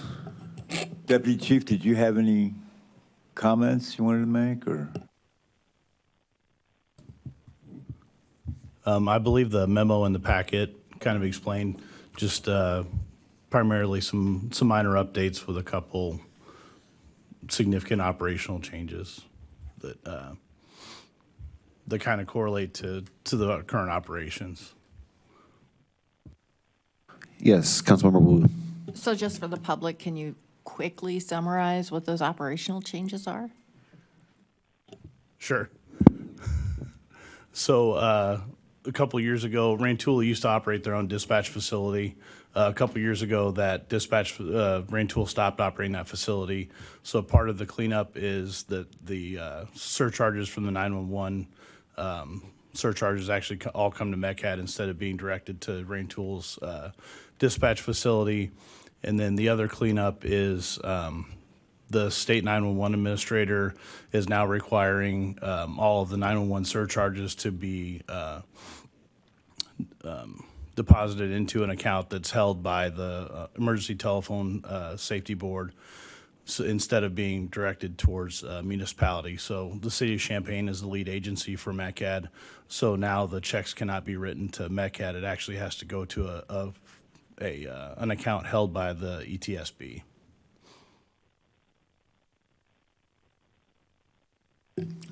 Is there any more questions? Councilmember Hersey. I'd like to move for resolution number 2026-06-023R, resolution amending an intergovernmental agreement for the Emergency Telephone System Board between the City of Urbana, the City of Champaign, the Village of Rantoul, Illinois, the Board of Trustees of the University of Illinois, and the County of Champaign, be moved forward to City Council on a regular agenda for approval. Second. Okay, motion made by Councilmember Hersey and seconded by Councilmember Wu. Is there any discussion? Okay, with no further discussion, all in favor, please say aye. Aye. All opposed, say nay. Okay, that is approved. The motion passes and the item moves to the regular agenda on City Council. Okay, on to number 2 of new business. This is ordinance number 2026-06-015, an ordinance improving a special use permit for a medical clinic at 909 North Cunningham Avenue, plan case number 2522-SU-26. Do we have a presentation for that? Awesome. The floor is yours.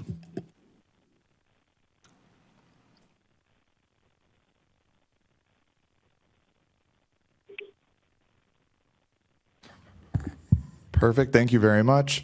As you said, we're here to discuss special use permit for 2522-SU-26 for a medical clinic in a B3 zoning district at 909 North Cunningham Avenue. The applicant is Natalie Corey Kenlifak from De Gracia Healthcare. The owner is Cunningham Motor Sales, and the request is to allow a medical clinic.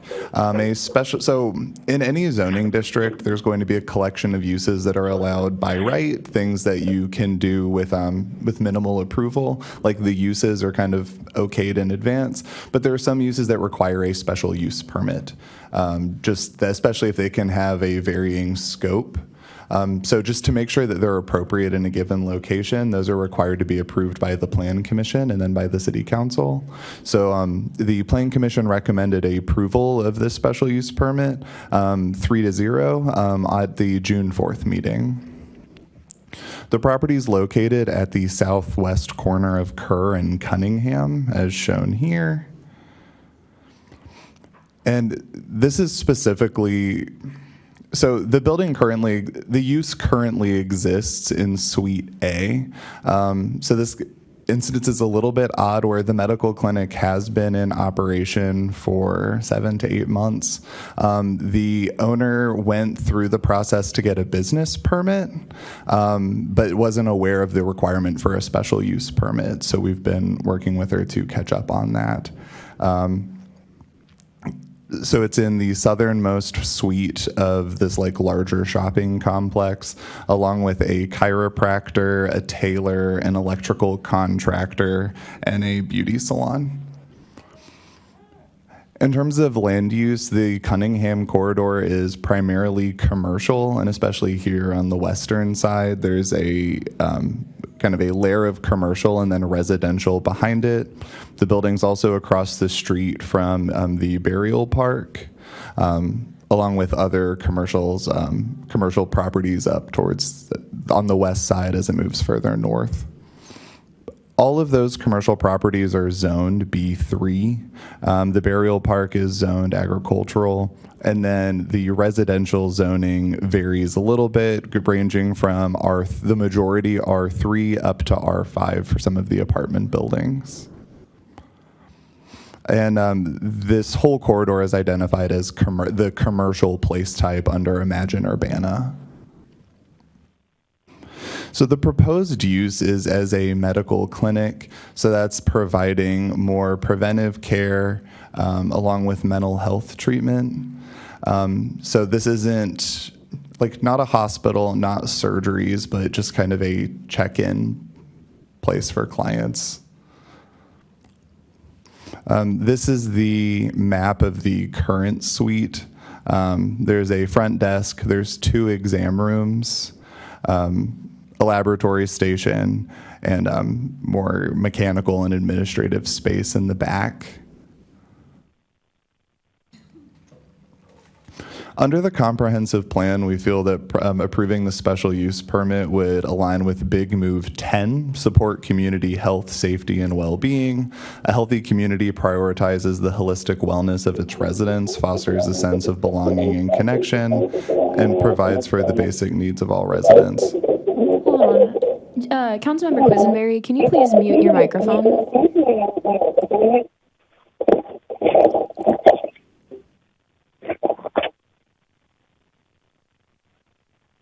Along with Little Move 10.2 to ensure that resources are made available to support a community that feels safe, and Little Move 10.4 to prioritize equitable access to essential resources such as education, employment opportunities, housing, healthcare, transportation, and recreational facilities for all residents.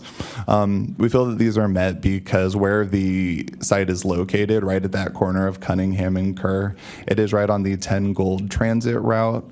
And while Cunningham is a heavier auto-oriented traffic corridor, there is more bicycle and pedestrian access along the Broadway to Kerr connection to connect it with the rest of the surrounding neighborhood without being too intimidating to pedestrians and bicyclists. The three criteria for a special use permit are: one, is it conducive to the public convenience at that location? We do, just by virtue of being in northern Urbana, by being accessible by multiple modes of transportation. The second is if it's designed, located, and proposed to be operated so that it will not be unreasonably injurious or detrimental to the district in which it shall be located or otherwise injurious to the public. We feel that that's met. There's low foot traffic. There's no kind of traditional noise or like odor nuisances from like a factory. It's just a medical clinic office. And three, the proposed use conforms to the applicable regulations and standards of and preserves the essential character of the district in which it shall be located, which we feel that it meets. It's a commercial corridor, and this is a commercial business. It's in a shopping center with other more service-oriented businesses, and would be contributing to that. So in summary, we feel the proposed use would be conducive to the public convenience, as the location along North Cunningham is accessible by walking, biking, ride-sharing, scootering, driving, or taking the bus. The proposed project would not be injurious or detrimental to the R3 zoning district or B3 or injurious to the general public, as it fits within the character of the commercial corridor, and it doesn't exceed the intensity of the surrounding neighborhood falling behind it. The proposed project would conform to the regulations and standards of the B3 zoning district and would preserve its essential character because it doesn't alter the built form of Apple Tree Plaza, which has been operating as a commercial plaza since the 80s. And the proposed project is found to be consistent with the Imagine Urbana comprehensive plan with the commercial place type designation along that corridor. The City Council has the option to either approve the special use permit without any conditions, to approve the permit with any conditions deemed appropriate or necessary for the public health, safety, and welfare, or to deny the special use permit. The Plan Commission unanimously recommended approval of the proposed special use permit with no conditions. Beyond that, the special use permit be tied to the property as a whole rather than just Suite A. It's not uncommon in cases like this for if Suite B were to ever open up and the clinic wanted to expand, or if there was a water main issue and they needed to move to another suite, just to make sure that they would be kind of okayed throughout the shopping center, but otherwise they recommended with no conditions, and staff concurs with the Plan Commission's recommendation. Are there any questions? Councilmember Evans. Thank you. I just want to clarify a point so I don't get things confused here. When we're talking about equitable access, you're talking about the physical way we get to the facility, not something like financial accessibility to health care. I'm really glad that you brought that up because during the Plan Commission, the applicant was able to speak a bit more about kind of her reasoning for opening the clinic. And a large part of it was that she had worked at the public health district and saw the great support that it offered to local residents. And she wanted Urbana to have something that was similarly accessible to low-income community members. So she wanted to open something specifically in Urbana. But the variance here that she's asking for, it has nothing to do with her offering a great service, but it's about whether or not a medical health clinic is suitable to this site physically, right? Correct. Thank you. Yes, Councilmember Wu. Thank you. I just wanted to confirm a couple of things. So this is an independent operator. It's not anybody associated with any other healthcare in the community? Correct. Okay. And then you said that this would be mental health and what other kind of services? And traditional preventive maintenance, things like vaccines and checking in on more minor health concerns. Okay. Do you know how many physicians, nurses, do you know how many are going to be operating out of this location? I do not at this time. I know that there's the 2 exam rooms, and I think the waiting room seats 8 people. So it's, I know it is a low volume, but I couldn't speak to the exact number of employees. Okay. All right, those are my questions for now. Thank you. Councilmember Grace. Thank you.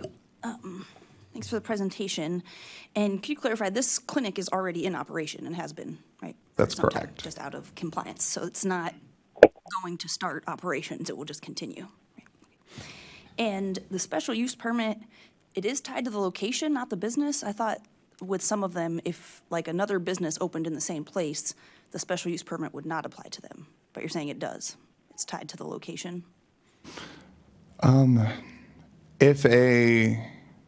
Yes, it is saying that a medical clinic is an appropriate use for that site.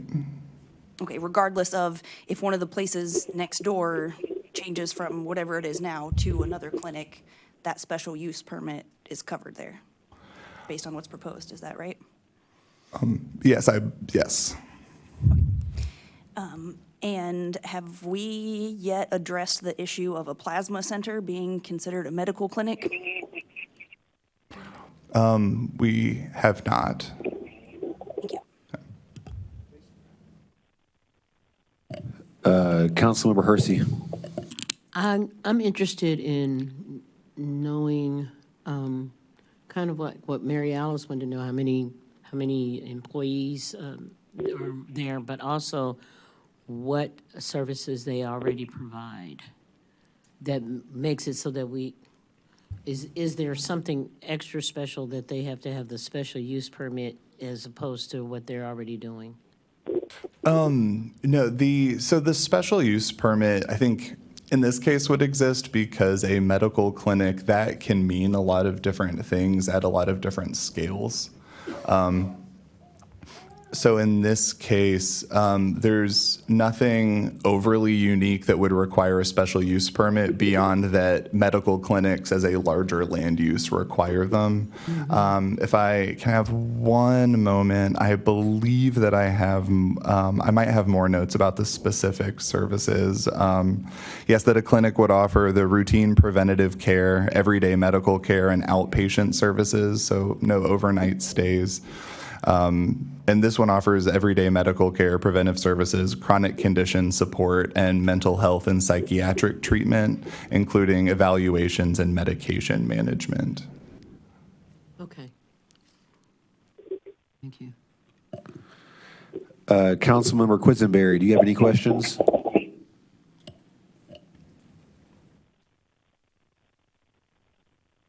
Councilmember.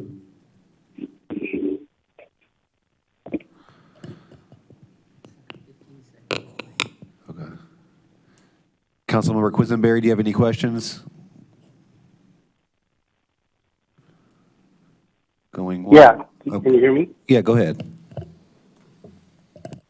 Yeah, I'm curious. I think I heard that there is a chiropractor operating in that suite or in that strip. Do they require a special use permit to operate there? That I would need to confirm, but I can have an answer for that a little later in the meeting.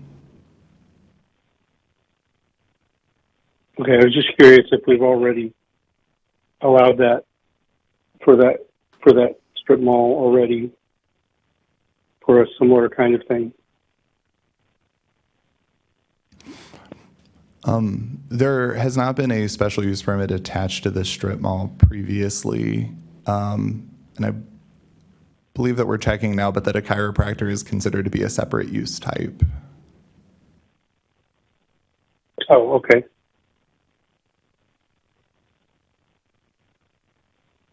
All right, thank you. Okay, go ahead, Grace. I was going to make a motion, but yes, I will, but I also have a proposed condition, so I guess we can take them separately. You two, okay.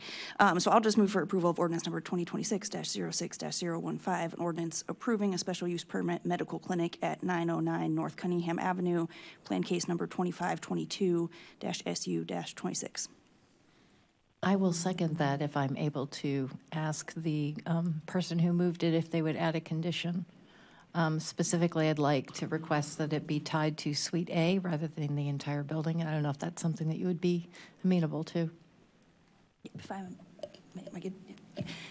Go ahead. Okay. So, yes, I am down for that. So that's what I was thinking along those lines of either have it to just Suite A, just the clinic, or clarify that this does not apply to plasma centers. That's what went off on my red flags when this came up. This has happened in the past where, unfortunately, a medical clinic umbrella includes a plasma center, and this came up a few years ago when we denied a plasma center to open up in a vulnerable area in Urbana. I think is now H Mart, so an example of saying no to something can lead to greater opportunities sometimes. And so I think we need to, just in a practical sense, be sure that this doesn't open up to now a plasma center can move next door without a special use permit that they should have to have and have the opportunity for people to evaluate it.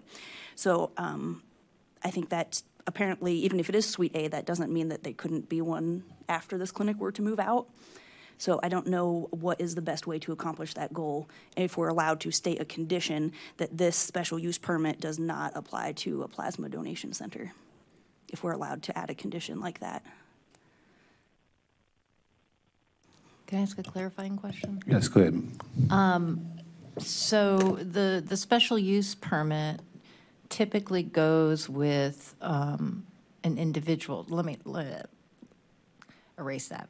Let's say that you have a special use permit to have a duplex on Lot A. If you sell that duplex, does that special use permit stay with the property, or does it go with the owner? It would stay with the property.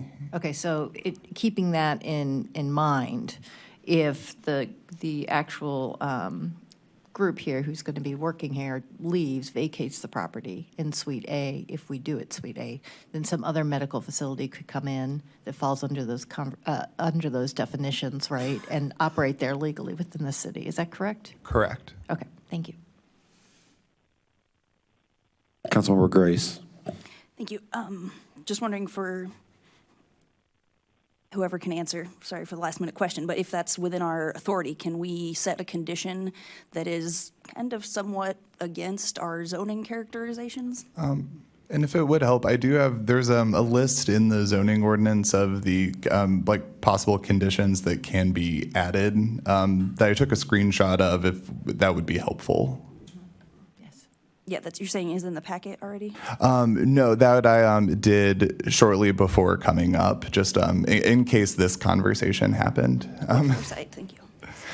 So this is, unfortunately, that section is at a page break in the zoning ordinance, so I apologize for the formatting. But there's the ability to regulate the location, extent, and intensity of such uses, to require adherence to an approved site plan, to require the screening of such uses by means of fences, walls, or vegetation, to stipulate required minimum lot sizes, yards, and maximum height of buildings, to regulate vehicular access and volume, to require conformance to health, safety, and sanitation requirements, to regulate signs and outdoor lighting, or any other provisions deemed necessary to effect the purposes of this ordinance.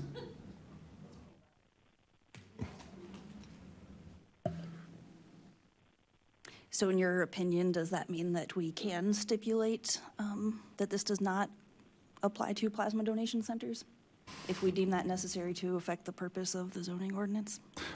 I think the guidance that plasma centers would require heightened scrutiny, just moving forward for interpretation for the zoning ordinance, we can ensure that those are not considered medical clinics in this way, under the special use permit, knowing, hey, a plasma clinic is different.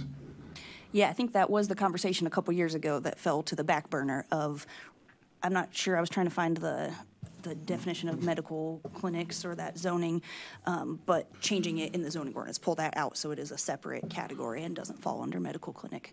So yeah, I think that would be great to refresh, pull it up on the priority list as much as we can to get that changed permanently. And do you have maybe suggested wording for how we could add such a condition as that? I would not, but I can think of some. Totally fine, and we have next week for the final vote, but I think that the intention being that this special use permit for a medical clinic does not encompass a plasma donation center. And I would amend my motion to include that, if Mary Alice is interested in seconding Yeah, that one. I'll second that change. Okay, the amendment is moved by Councilmember Grace and seconded by Councilmember Wu. Do we need, oh, sorry, question, research. I just need a point of clarification here. Okay, so we've moved it with the amendment that it only applies to Suite A. It does not apply to Plasma Center, right? To Plasma Center stuff, Grace? I had only amended it to say that it doesn't include Plasma Center so far. Okay, but I asked if you would be open to using only Suite A. yeah. That's what I'm trying to understand. If that, does that not cover your concern? You would recommend, you want Suite A and not Plasma Center? Yes. Now, my question with that amendment, before I'd say yay or nay, is when we just hold it to, from what I've read, if we just hold it to Suite A, then how does that affect the rest of the building that it's in? Because I think the recommendation is for the whole building, correct? Correct. Generally, use permits in this way are attached to the address, like the whole property. Mm-hmm. That is correct. I think the note under the conditions about regulating the location of the use, a suite may well fall under that.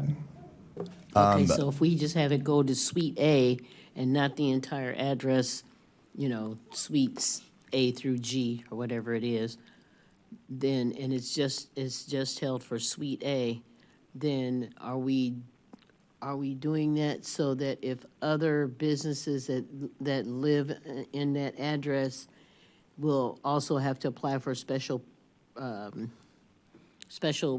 use permit if something changes? Is that, I just want to understand the reasoning. Chair, may I respond? Yes, please. Okay. So I'll give you kind of my thoughts in terms of why I'd like to have it be Suite A. Since this is, we've been given information in terms of the different types of healthcare that this person's going to be providing in that business, which is wonderful. But once we do this, then anybody can come in and do different kinds of services that maybe we don't think are appropriate for the neighborhood. And so we relinquish the ability for us to have any say into a future medical facility of some kind. That does not prevent Suite A from leaving and then having a medical facility.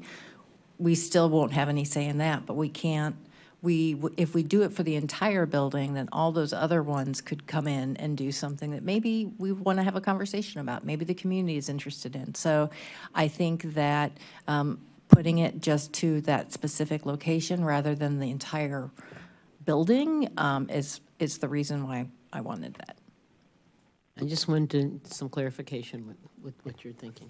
Chair, I would like to clarify for the record too. My understanding was that that was a friendly amendment rather than a formal amendment on both accounts for the tying it to exclusively to Suite A and also setting the condition that it not be a plasma donation center. Were those both friendly amendments?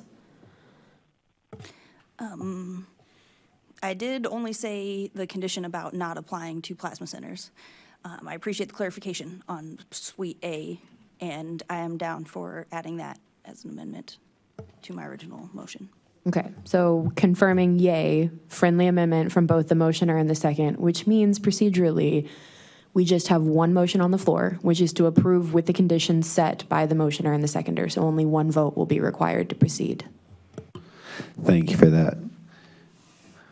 Yes, Grace. I'm sorry, just last discussion. I do support more medical clinics in the area. I have no problem with that, but I do hear your point of at least having the opportunity to have a special use permit. Maybe there are certain conditions that come along with a future medical clinic.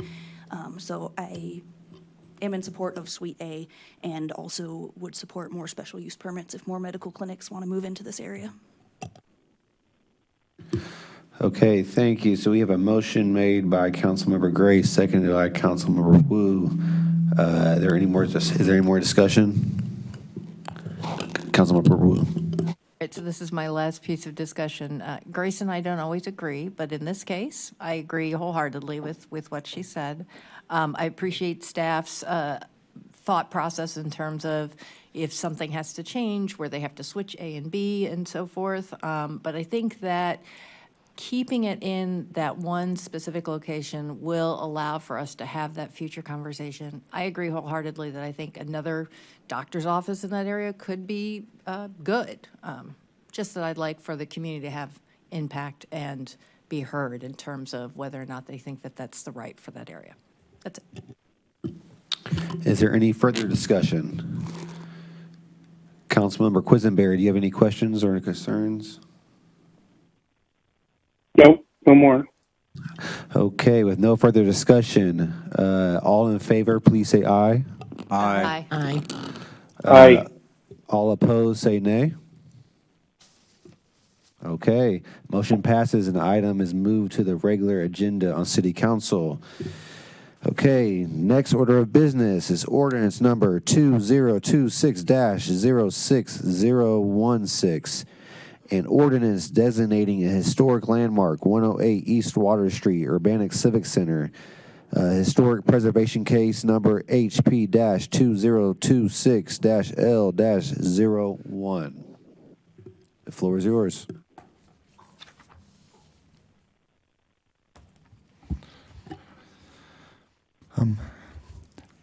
Thank you.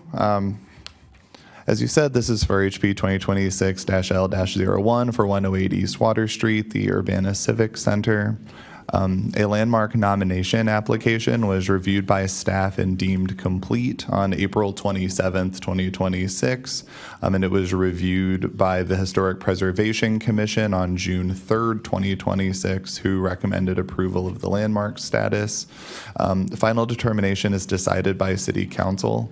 Typically, if I believe that my home is historic and I nominate it to be a landmark, then that would start and end with the Historic Preservation Commission. In any case where the property owner, though, is not able to expressly consent to that nomination, the final approval comes to City Council.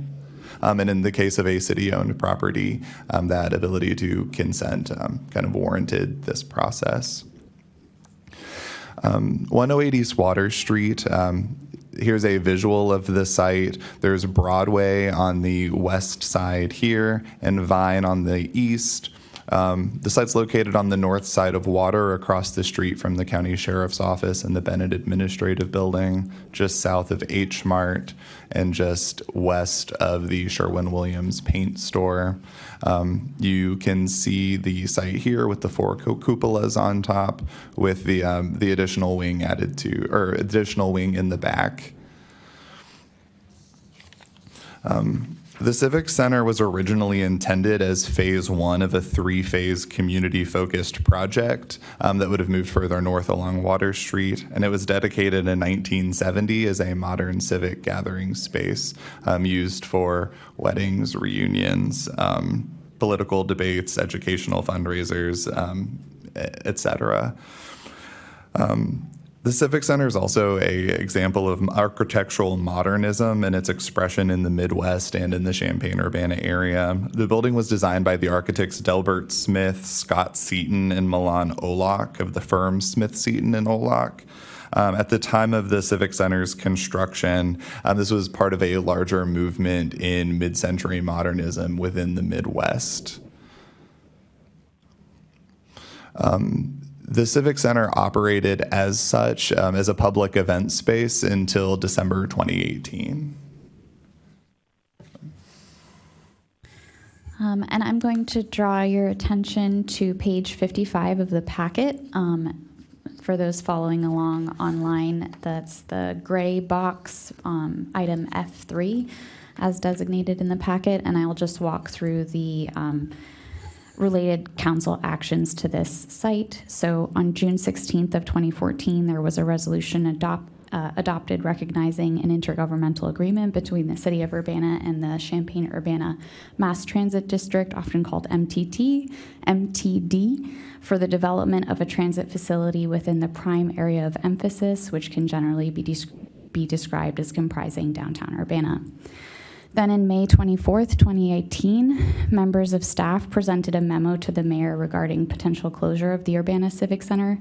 The memo was circulated with council members and discussed at the May 29th, 2018 Committee of the Whole meeting. Options were outlined in this memo. The options were 1, to continue operating the Civic Center at a deficit of $40,000 to $50,000 per year with up to $1 million in deferred maintenance, or 2, to close the operations of the facility at the end of the fiscal year.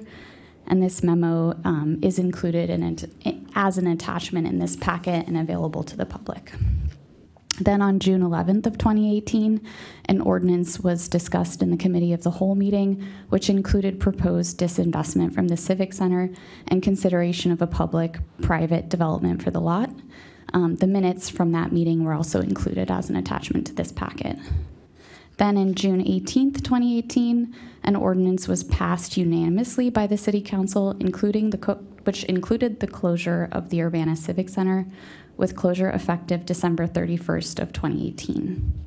Meeting minutes were also included as an attachment to the packet.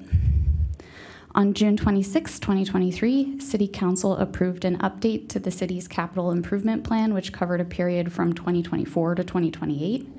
And that capital improvement plan included proposed disinvestment from the Civic Center and consideration of a public-private development for the lot. I have to apologize, there are some typos in here. I see Civic instead of Civic Center. On May 27th, 2025, City Council approved an update to the city's capital improvement plan, which was just recent, and that was the 2026 to 2030 period for that capital improvement plan, and that included demolition of the Civic Center.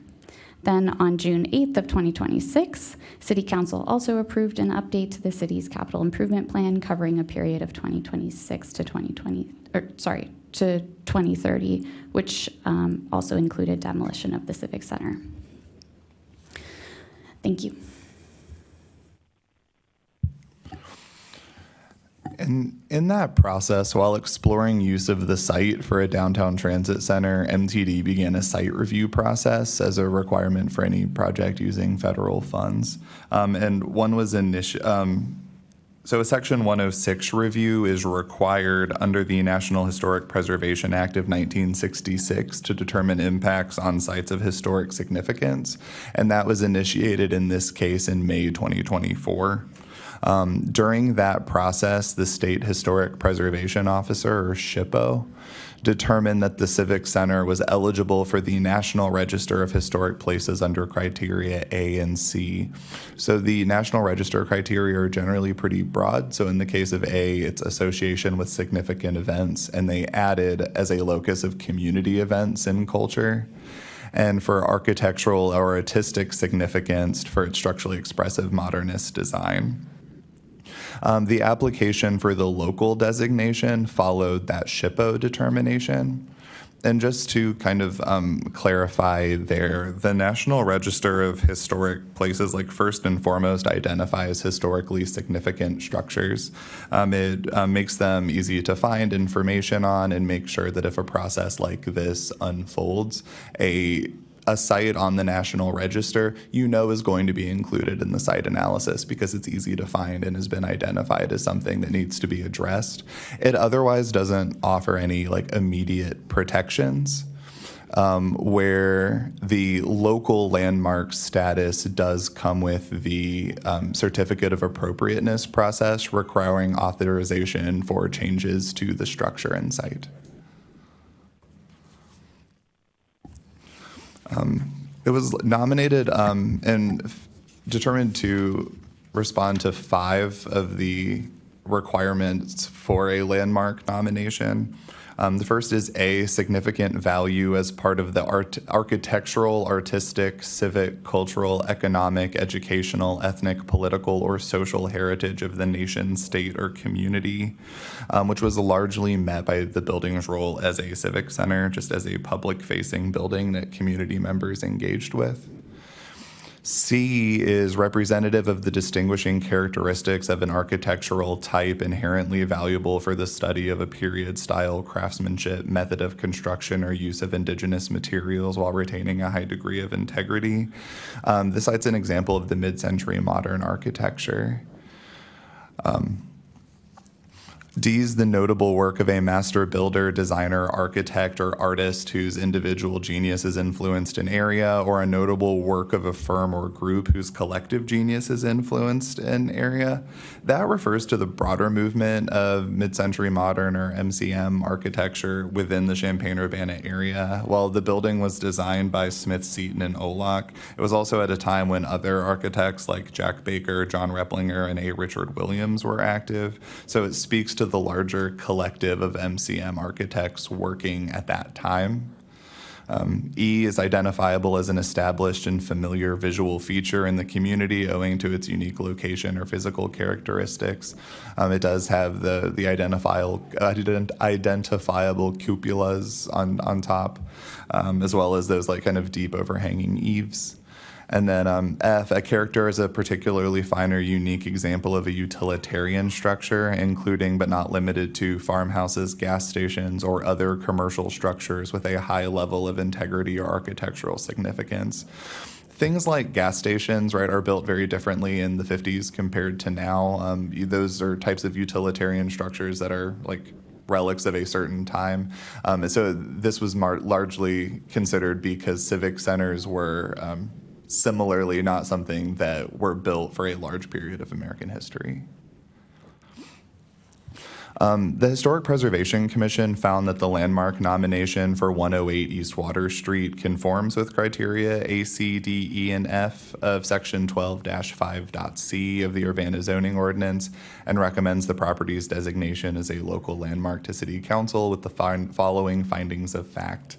The City Council was opened in 1970, was designed by Smith, Seton, and Olak within the context of regional modernist expression, and holds significance due to its architecture, integrity, recognizability, and contributions to the civic and social history of the city of Urbana. The building meets 5 of the 7 criteria for the designation of a property as a historic landmark. It meets items A, C, D, E, and F of the designation criteria. If approved, city staff would continue their current levels of site monitoring, just the checking in on the site, and it would be subject to the requirements of Article 12 of the Urbana Zoning Ordinance, with certificates of appropriateness required for any future repair, replacements, or demolition. Thank you for the presentation. Questions? Councilmember Evans. Thank you, Chair. Thanks for the presentation. Key question: if the building was landmarked, it would it could still be demolished, right? There'd be a process in which it could be demolished. It could be. It would require the approval from the Historic Preservation Commission. Right. Well, what is the Community Development Department's recommendation for this building?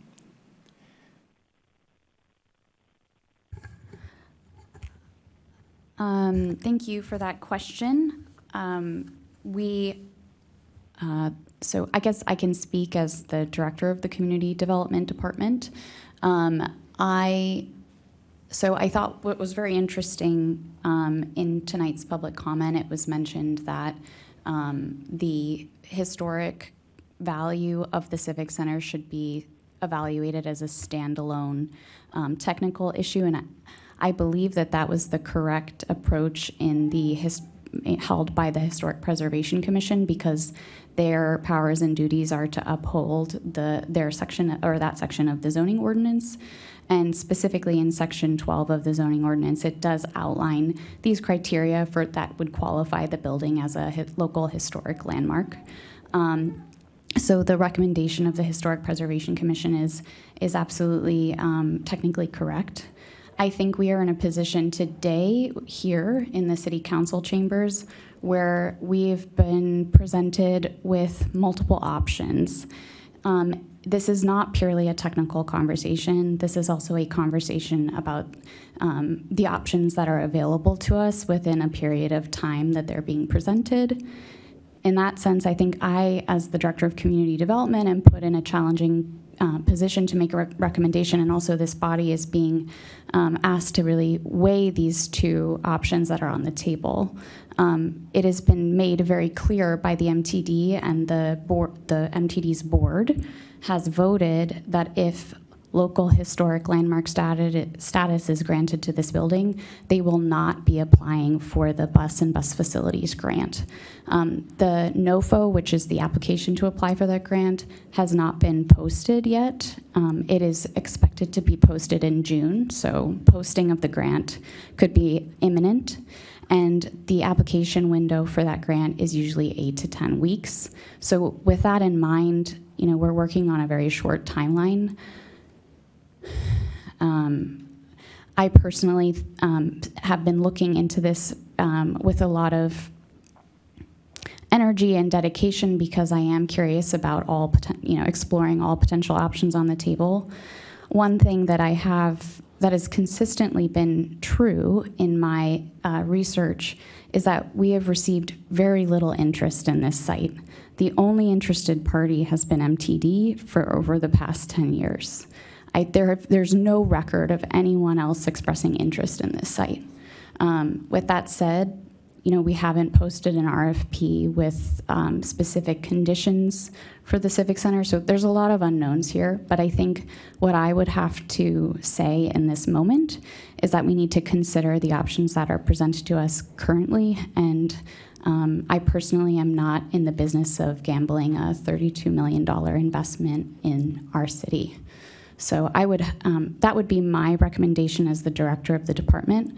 With that said, I have nothing but respect and appreciation for the recommendation by our commission and the recommendation produced by staff, as it is all technically absolutely correct.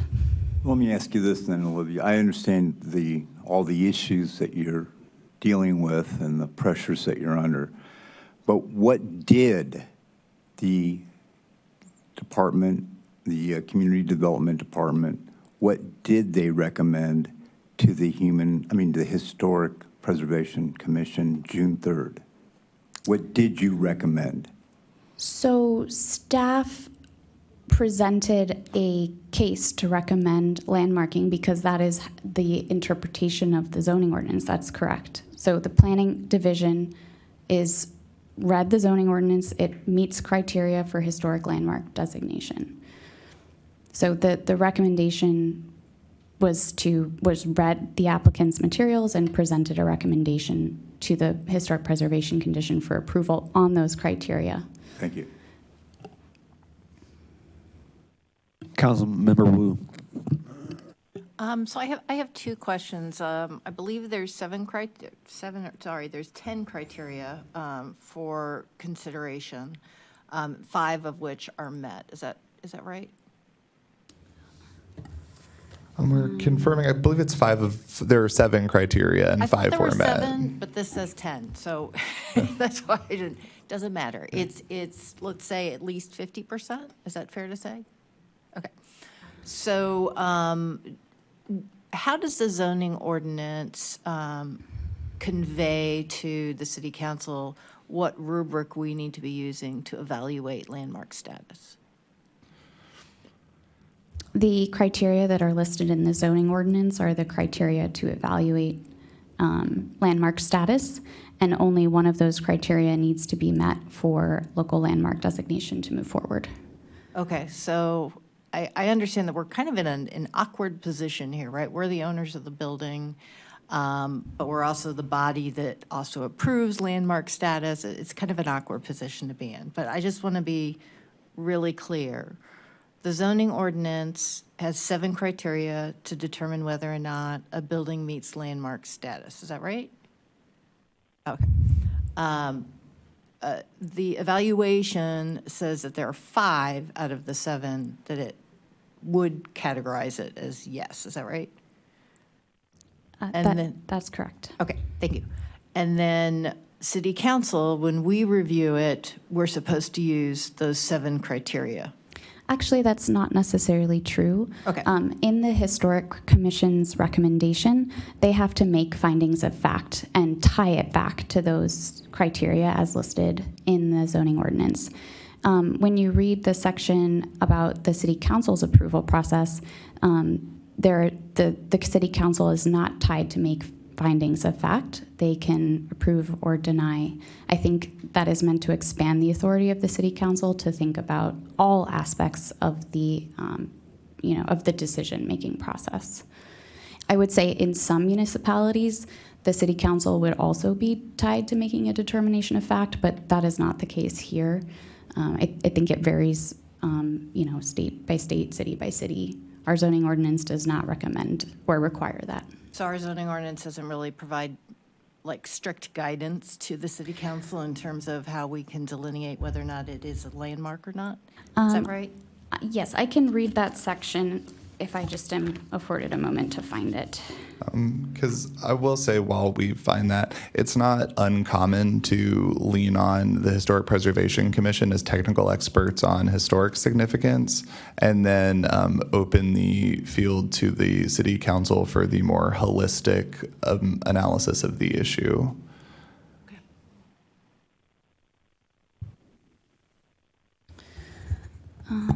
If you're looking for the section in the memo, that one I have in front of me, so. Yes, you can, if that's, I was just going to refer to the ordinance directly, but. Well, if you just tell me the section. So we are looking at.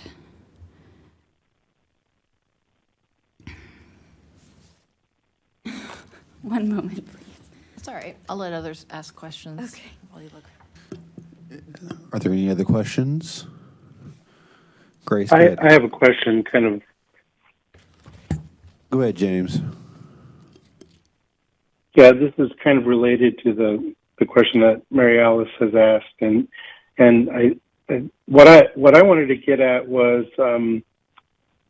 it sounds like the ordinance does not compel the City Council to act on the recommendation. The City Council is given the leeway to decide, as I think you said, on the holistic view of how this fits into the bigger picture. Is that correct? Is that a good way to put that?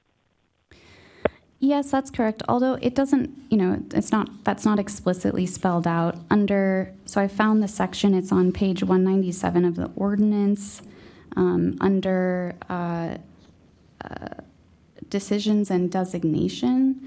So first it lists Historic Preservation Commission authority, and then it lists City Council authority. And under Historic Preservation Commission authority, it ties it back to the section of the ordinance that refers to those criteria for approval. And then under the City Council authority, it simply says, if the City Council determines that the proposed historic landmark should be designated, it shall do so by enacting an ordinance by majority vote of all alderpersons then holding office. In the event of a tie, the mayor may cast a deciding vote. So it doesn't tie it back to any sections of the zoning ordinance. So I know in some circumstances we're required to take a positive action or a negative action. Is the circumstance, if this were to come to a vote tonight and it would fail, would that be the end of the road, or is the council required to actually pass a resolution saying we don't designate the building as a historical landmark? So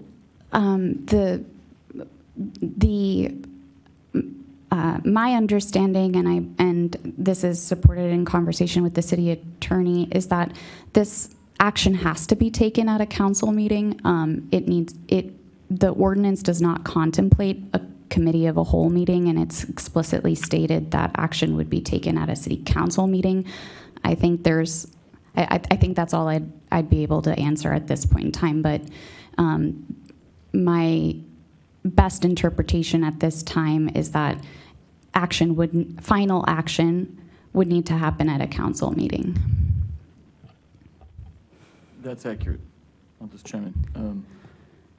The ordinance is explicit about city council consideration and action on a specific timeline. That final action can only be taken by the city council per the ordinance.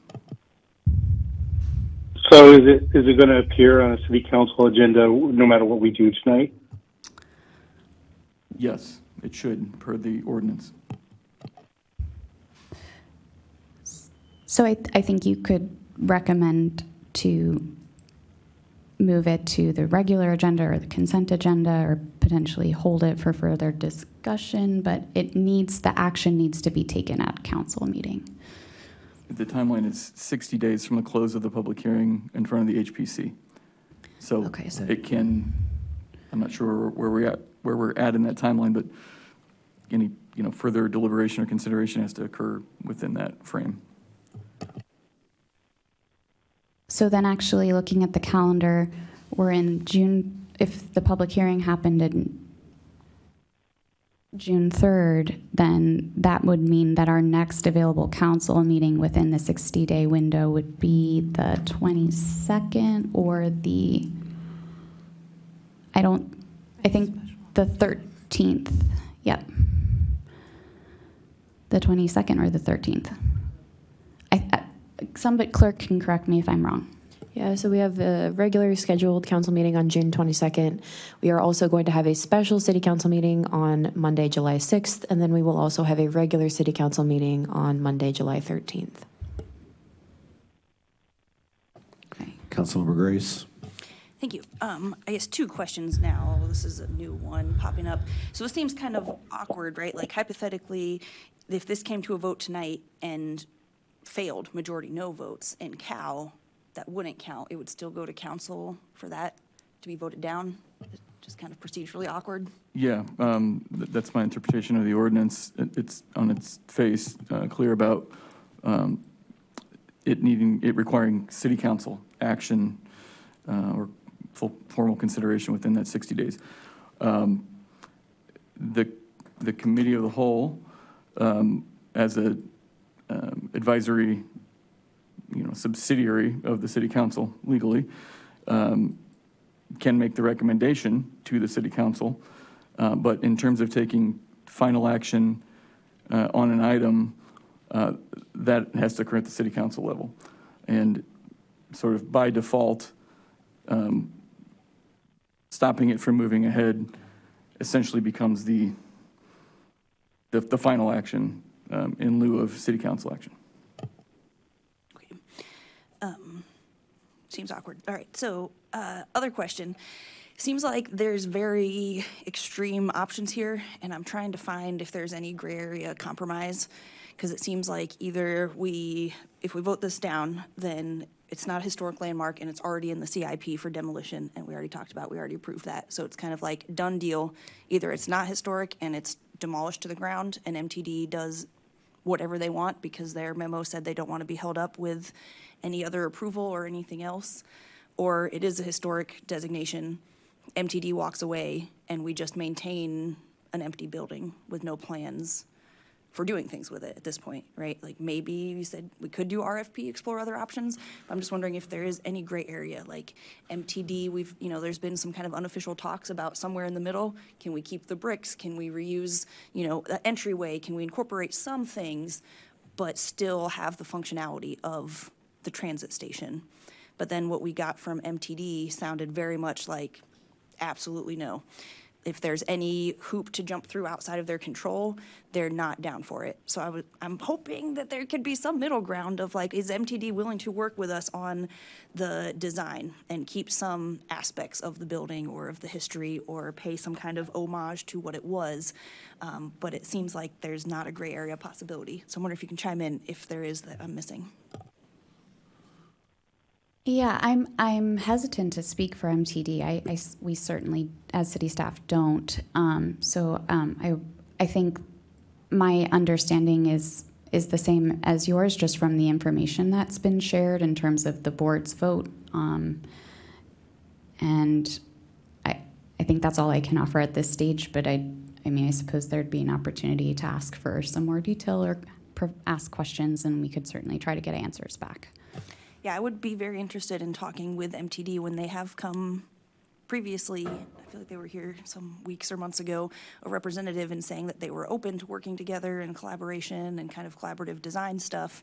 But then it seems kind of the opposite of their memo. That's like, if we don't have full control, we're not doing it. And it also seems kind of like, what if they just want to build something that's not in line with maybe what we think is the best character or design for Urbana anyway? Like, is there any room for collaboration with them? And obviously knowing that you don't speak for MTD, but I would really love to hear from them if or how they're willing to collaborate, or we only have these two extreme options and that's it.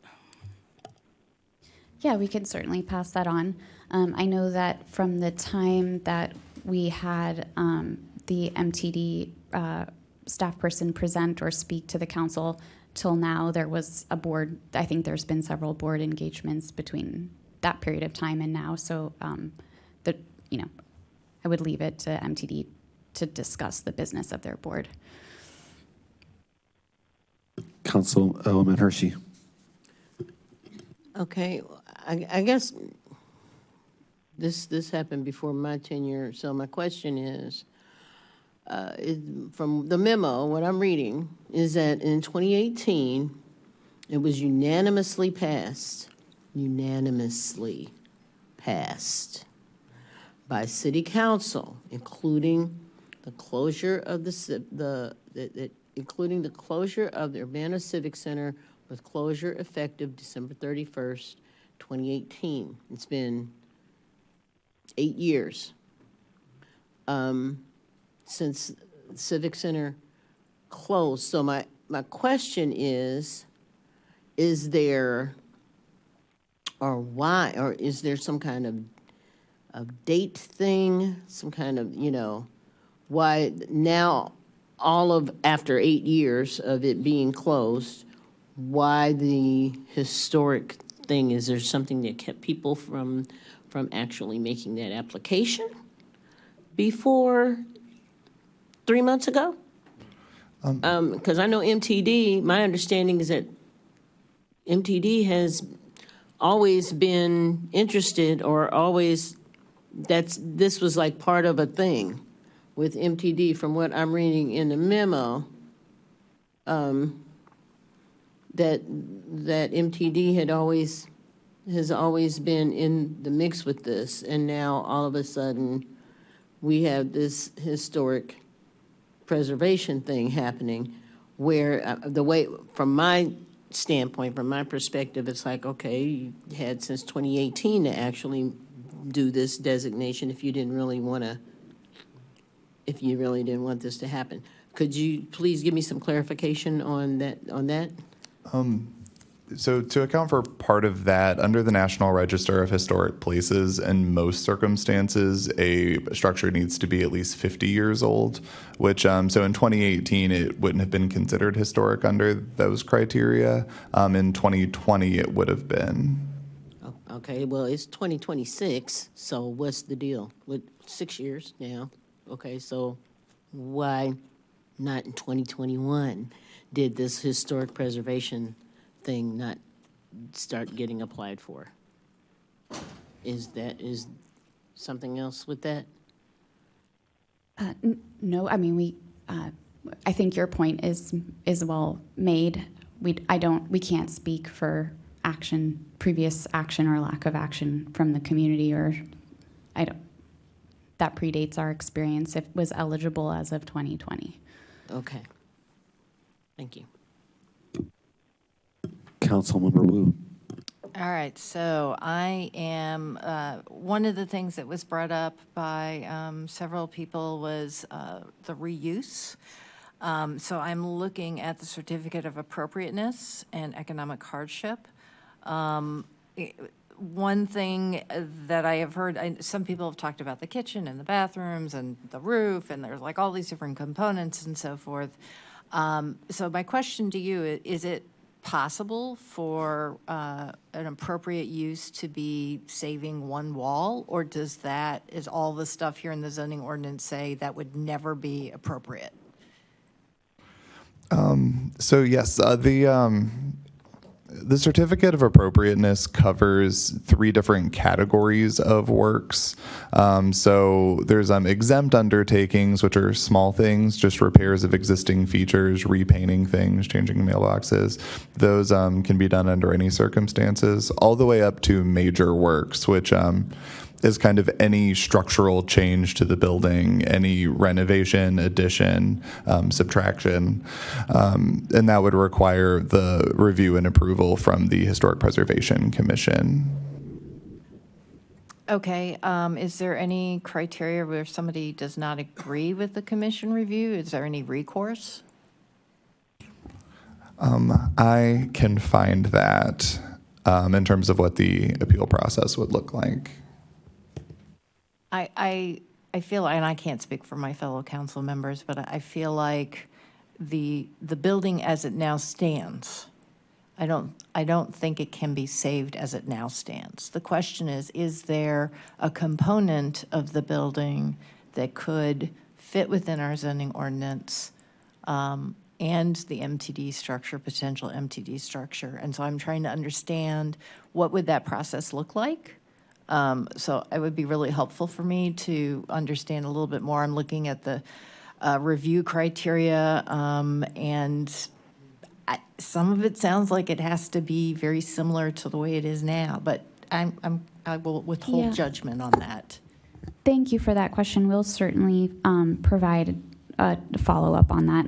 I did want to also just reiterate and stress, because I do feel that the memo as written may have slightly mischaracterized. I just want to make sure that we're explicitly clear that the Historic Preservation Commission has committed to fully embracing adaptive reuse, and they have been consistent in their recommendations and statements about this, that they would be willing to take a very flexible approach to adaptive reuse that has been at least expressed in verbal communication, and I believe that was presented by 2 members of the Historic Preservation Commission to this board. So I think if that helps to at least bring some further dimension to your question, Mary Alice.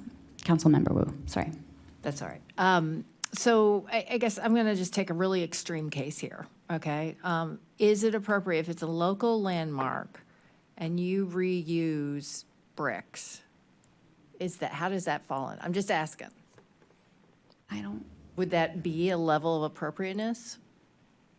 Could it, under our current zoning, actually be approved as a level of appropriateness? And it's okay to say you don't know right now.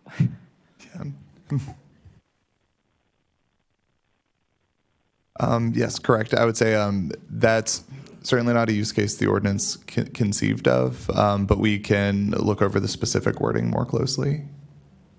Okay. All right. I don't want to take over here if there's other questions, but if there isn't, I'd be happy to make a motion. James, do you have any questions?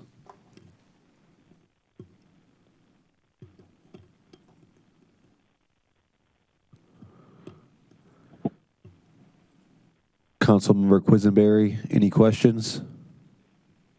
No more questions for me. I already got mine in. Okay.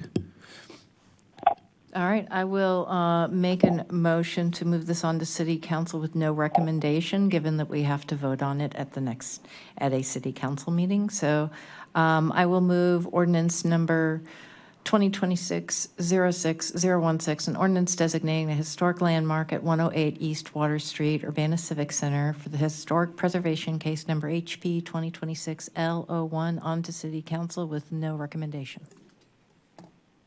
Do we have a second? Second. Okay, motion made by Councilmember Wu, seconded by Councilmember Grace. Is there any discussion? Yes, Grace. Thank you. I am torn on this one, and I really want to find the compromise. So anything you can talk with MTD, like, I feel like the compromise either being something along the lines of, we have a historic landmark, and maybe the Historic Preservation Commission has a, statement that they have all intentions to cooperate with the MTD redesign and stuff that they can take to their grant application, or they can have for their own sense of well-being, because it seems like that's their hang-up, is they don't want to do the grant application, have a $32 million project, and then have like extra hoops to jump through, which makes sense, but I feel like we need to find some compromise somehow. So either on the historic preservation side, if it is a historic landmark, and if it's not a historic landmark on the MTD side, just have them kind of in writing say that they would make a good faith effort to collaborate and keep some of the historic aspects that they can at the site. I don't know all the details. They just talk about, a bus turning radius. We've toured it. We've seen things like you can't remove the kitchen because that's where all the HVAC and electrical stuff is routed through, so that doesn't work. So I think that there's kind of a disconnect, and I would really like to find a compromise in between demolishing it completely and having an MTD downtown terminal that's really important, be a lost opportunity. And I think that there's a lot of limitations with the space. This is really small. We used a lot of stuff in this really small space. I think that ideally a downtown MTD station would be a lot larger, and I don't think we need to be limited to the footprint to one story. So I really want to try and find the compromise. So I don't know if you can talk to different parties and see if there is some compromise there. I would really like to know. Thank you.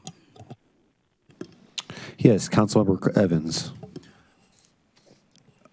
I think if you read the whole memo, the MTD memo, it's a little contradictory. If you read the whole memo, yes, they start out with, no, we're not going to do a grant application if this is landmarked, but then they further go on that if it's landmarked, that they would need more time to design a transit center. So I think, Grace, that what you're looking for, first of all, also, the transit center is not limited to the footprint of the Civic Center. Okay, so that whole parking lot to the east, all the way to the paint store, would be land that would be used. Possibly going to the west of that law office parking lot could be used. So it's not limited to that little small space. It's going to be a very massive project. I'll just say that the statements of the application of Phyllis Williams, all the comments, including Professor Joseph Altshuler and all the citizens, the findings of the Urbana Community Development Department, and the conclusions of the Historic Preservation Commission about landmarking the Urbana Civic Center cannot be improved upon. But we should add a grateful thank you to the MTD for honoring the taxpayers of Urbana who contribute to the MTD district by seeking a $32 million much-needed transit center in beautiful downtown Urbana.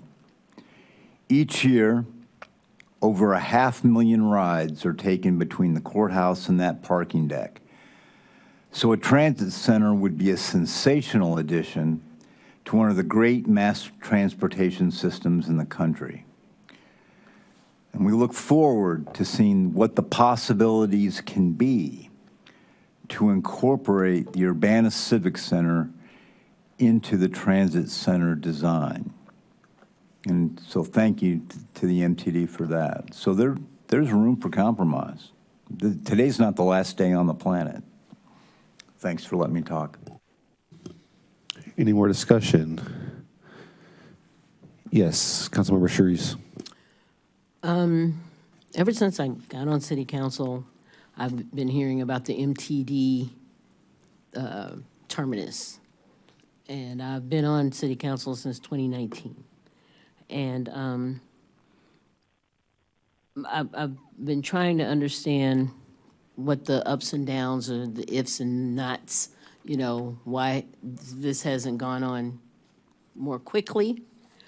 And, but now the other thing that I need to understand is why the late application for historic landmark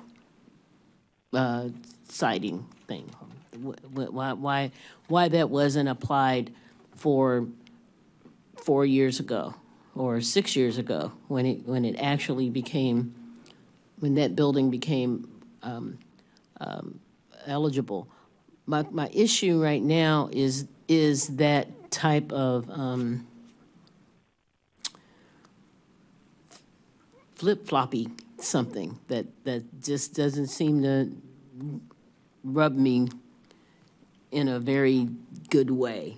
It just doesn't. It makes me uncomfortable when I see the city. I mean, I know that there are things that departments are required to do, like you are required to help the Historic Preservation Commission, whether you agree with what it is or not. And you don't want to say that, but that's basically what it is on some level. How, you know, well, this falls under the zoning, this is appropriate. So, of course, I have to say that this is, you know, because it falls under the correct line item. So you kind of have to kind of go along with it, regardless of what your personal feeling is. For me, it's about good faith, negotiation. And MTD has been, this has been something that's been discussed for several years. I could see it if it was just a few months. I could see it if it was just a couple of years ago. But it's been several years. You know, we've gone through COVID and everything else with all of this. It's been several years. And so I think it would be disingenuous of the city to all of a sudden change their mind. And that doesn't put us in a good light. Not just for MTD, but for anybody that might want to come and develop industry in this city. We have, and regardless of what that might be, we'll earn a reputation of not negotiating in good faith. We do, and I do have an issue with this only because it's been sitting on the shelf for several years. So several years ago, even going back to 2014, when I first see MTD regarding anything regarding the Civic Center, it was before it was even closed in 2018. But there was always something being said about MTD wanting to put a terminus downtown. And then in 2018, when it got closed, they thought that that would be one of the best sites for that to happen. And I love the Civic Center. Don't get me wrong, I got history there too. I'm from Urbana, born and raised, and I've been to several events at the Civic Center, even as late as May of 2018. Okay?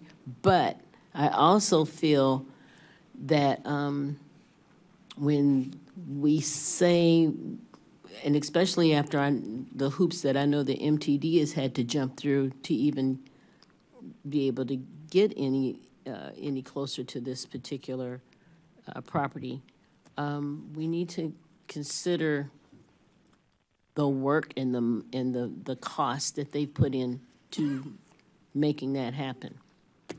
So I hope that there will be some form of recognition regarding the Civic Center. I can't tell anybody what that ought to be, but my hope is that we as a city realize that we have to grow if we're going to survive. That's what. Can I pass the chair to Councilmember Hersey? I will happily take the chair from Verdell Jones. Thank you, thank you. Thank you for everyone who's come out and supported or been against this project and vocalized that. You know, I'm the same as Sharice from Urbana. Have many events, weddings, barbecues, church events, family reunions. So the Civic Center holds a special place in my heart. And if you would have asked me this 10 years ago, I would have fought tooth and nail to keep it. But the fact of the matter is, we recently have all had the opportunity to go in and inspect it inside thoroughly. And I hate to say that it is not in good situation. It is not in good condition, and really is just collecting dust and wasting money. I think this is a great opportunity, as we continue to say, for the bigger picture of the city and to help some of our members travel easier, to really take a consideration that we go ahead and move forward with this MTD bus terminal. Champaign has one, and so much traffic flows in and out of that area that it just kind of gives the downtown city of Champaign, even though it's lacking to me, it gives it a little bit of a special, unique character. And I think that's what Urbana needs. Right now, it hurts me, especially when we have these storms, driving by and seeing people out there getting soaked. You know, people that they're holding their bags, they're holding children, and there's inclement weather. Let's turn this space into a space that can be used. Kind of how the Civic Center was. It helped the community. It brought people together. And I think the MTD Transit Center can do the same thing. So let's really look into this and really, let's not try to make it difficult for a thing that we need. This is something that we need, So that's all I have to say. Thank you. You want the chair back? Yes, please. Okie dokie. Is there any more discussion? Grace, go ahead. Yeah, I would like to say something. Okay. James, we'll go with you first, and then Grace, you're after. Is that okay? Okay, go ahead, James. So I do want to thank Grace for her comments earlier. I've thought about this quite a bit, and I do understand why there's interest in preserving a building that has had a historical impact on this community, whether it's represents a historical building, whether it's a special building architecturally, that can be debated. In fact, one of the people on the Historic Preservation Commission voted against doing this. I think that's important to note. But I do thank Grace for talking about. I think the opportunity here is to use the Civic Center as an inspiration for the design. And that is something that I believe the MPD should be able to and could be able to commit to, so that if we are in a place where we lose this building, what replaces it, which is sorely needed, kind of honors the space that it's on. I've toured the building. It is not, a modern facility for hosting events. The walls, the main structure does seem solid, but the kitchen, the bathrooms, they have not been maintained. They are all in need of maintenance. We've gone. I hear Sharice too. I mean, we've gone 8 years, and nobody has been knocking on our door, either to ask us to reopen it or to use it in a different way in the state that it's in. And the city is not going to get back in the business of running an event center. We were not good at it. We lost money at it. We couldn't keep the building up. I don't know that. I'm pretty sure the Park District hasn't been knocking on our doors to run it as an event center. I don't know that anybody else has been looking at it to run it as an event center. James, just a quick second. James, I'm sorry, quick second. Please, I ask the audience to please keep your conversations to a minimum to allow for the council to be spoken and heard. Thank you. Go ahead, James. I'm sorry. I was waiting. I don't know where that's coming from, but in any case, we can have further conversation about it next week, but we do need that transit center. We do need investment in downtown in that way.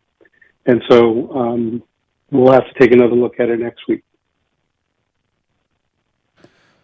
Councilmember Grace. Thank you. Just want to clarify some things here that we haven't seen any proposed site plans. So you're talking about we've seen options. We haven't seen any official site plans.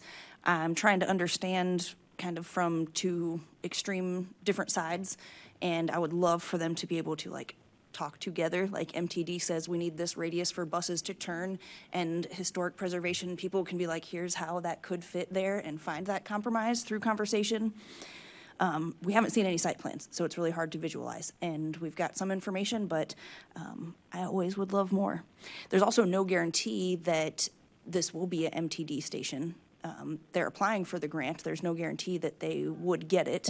So no matter what we vote here with historic preservation, there's really no guarantee in that transit station, just to keep in mind.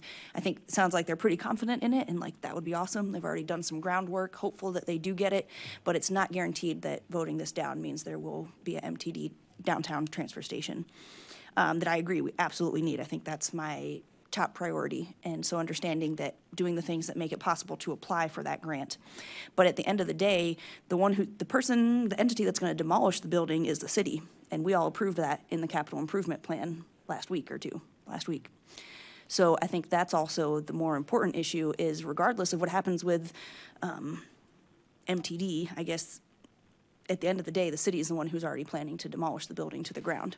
So I feel like that could be some level of this compromise here too, is can we talk about it before the city ourselves with our authority is the one who's going to bulldoze it completely?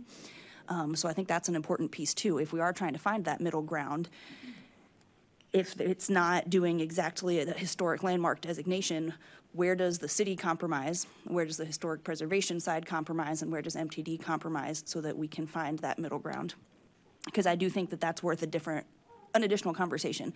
I was kind of uncomfortable that it's in the CIP that we're just going to demolish it to the ground already. I think that that warrants another conversation, and that's not the plan. The plan is we already passed it. It's a done deal unless we make it a historic designation. So we're again kind of caught in between those extremes, and I would love to see if we can find that middle ground. Councilmember Evans. Yeah, I don't like being told that I've already decided to demolition the Civic Center just because it got tucked into the capital improvements plan.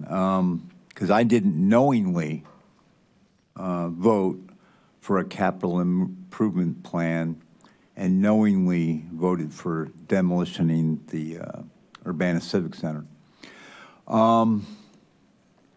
I think there's a misunderstanding of what reuse, redapting, or whatever the word is. But nobody is talking about landmarking the Civic Center and trying to return it to an event center from 1982, okay? We're talking about, from what I heard, the Historic Preservation Commission talking about, and the few conversations that have happened, is that it is talking about incorporating the Civic Center in a brand new way to be part of a transit center, either as a lobby. And if you look at the student drawings at the University of Illinois architecture class, the possibilities are endless of opening up the center, using just parts of it. There is a lot of different ways to redapt the Civic Center, but it is not to run another event center from 2018 or wherever. It's not trying to return it back to what it was. It's to use it for a new purpose, as we have done many buildings in downtown Urbana, either improve them and use them as they were, or in the case of what I'm most familiar with is you take a 1914 post office and you turn it into an independent media center, or you take a turn-of-the-century train station and you turn it into a theater. So that's the kind of thinking that we're trying to do. And I think I agree with Alderperson Wilkin. Can there be any time to discuss and design? Why can't we do that? We're making permanent changes to the landscape.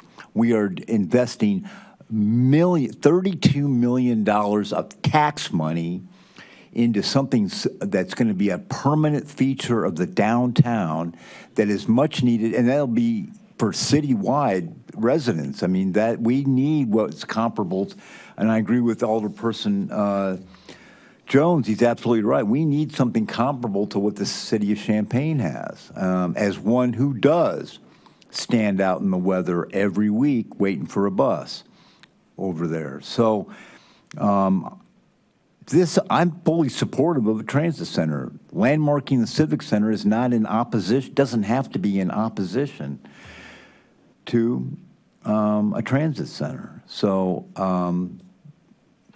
why can't we talk about both? Thank you. Yes, Councilwoman Hersey.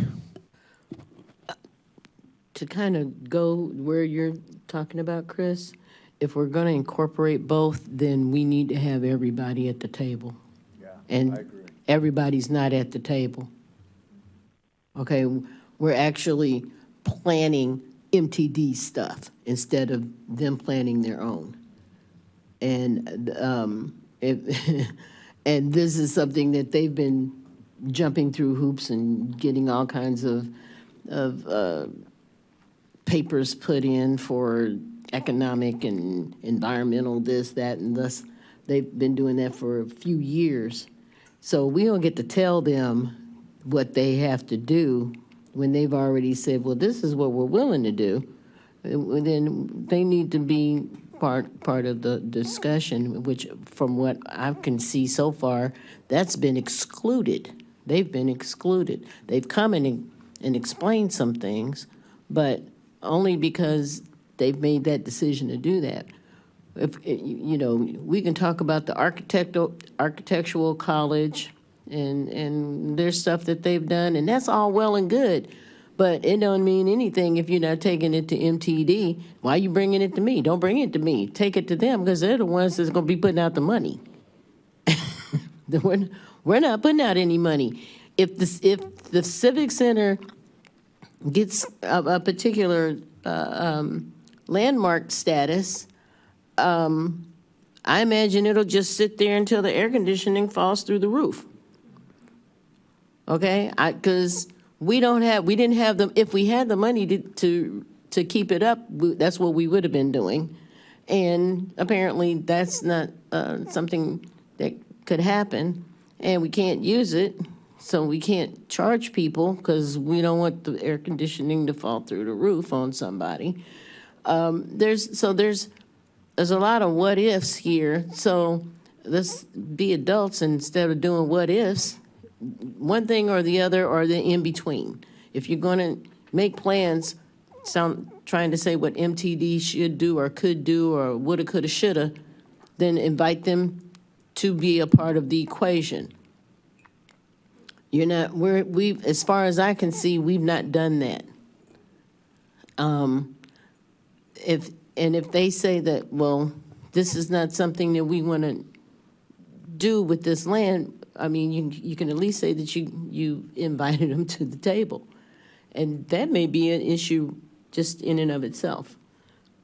So that's all I'm saying. If we're going to make all these plans of what we can do with this building, well, the people we need to be talking to is MTD as well. But I haven't seen that kind of, at least not coming from this council, or the architectural people. I haven't seen anything because they're already saying, it may take longer, but nobody's included them on what they want or how they might want to deal with this situation. Okay, I'm reading this letter, what I was reading earlier, and, they've invested a lot of their own time and money in this already, too. We're going to do Councilmember Evans, and then James will get you right after. There have been 8 years of planning. The MTD has been planning this for 8 years, and there were all kinds of backroom meetings. And you know who wasn't invited to those meetings? The public. So it works both ways. The MPD has spent all that design money, the $130,000 and all these environmental studies, never invited the public, never invited the historical. In fact, if you look at the history, the Historical Preservation Commission was shut out of the process. And they didn't find out about this to the last minute. So one of your questions is, why didn't this happen earlier? Because they were shut out. No, I'm sorry. I have a point think of so. information. That is not correct, Councilmember Evans. That is not correct. Staff followed the appropriate process as mandated by Section 106. The HPC, there were issues with staff transition, email usage, etc. But in terms of documents being sent to people, they were sent, they were received. There is documentation with the state of Illinois that that process was appropriately followed. I'm sorry, I have to make that very clear. It's critical for the accountability of this city as a whole. Right, and also what needs to be accounted for is the testimony of the Historical Preservation Commissioners who said they felt left out, and you heard that. They did say they felt left out. That is correct, but I just want to make sure, as a point of information, all procedural steps were followed as mandated by the state of Illinois.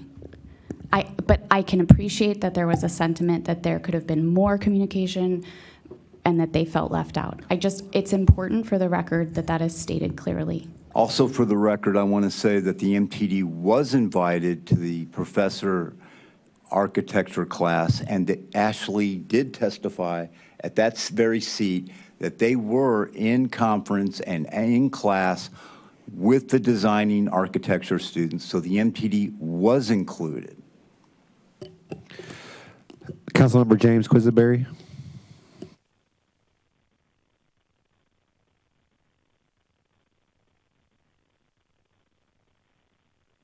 Sorry, it takes me a moment to take the mute off sometimes. I was just going to call the question.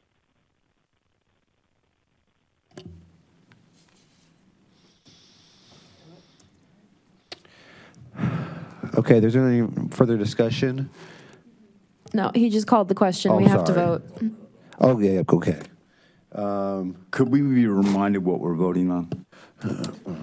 The motion on the floor by Councilmember Wu, seconded by Councilmember Wilkin, is to forward this with no recommendation to the regular agenda. And at this time, that would be the next council meeting, which is going to be next Monday, June 22nd.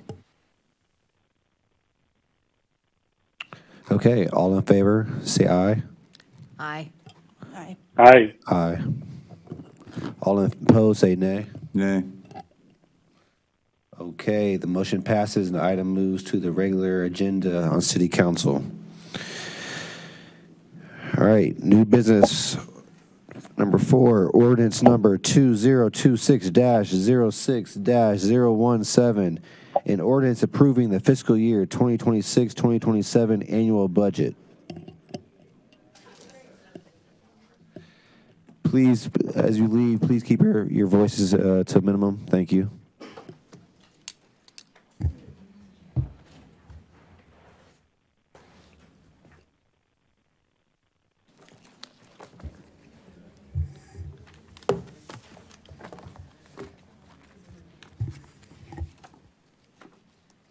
Good evening.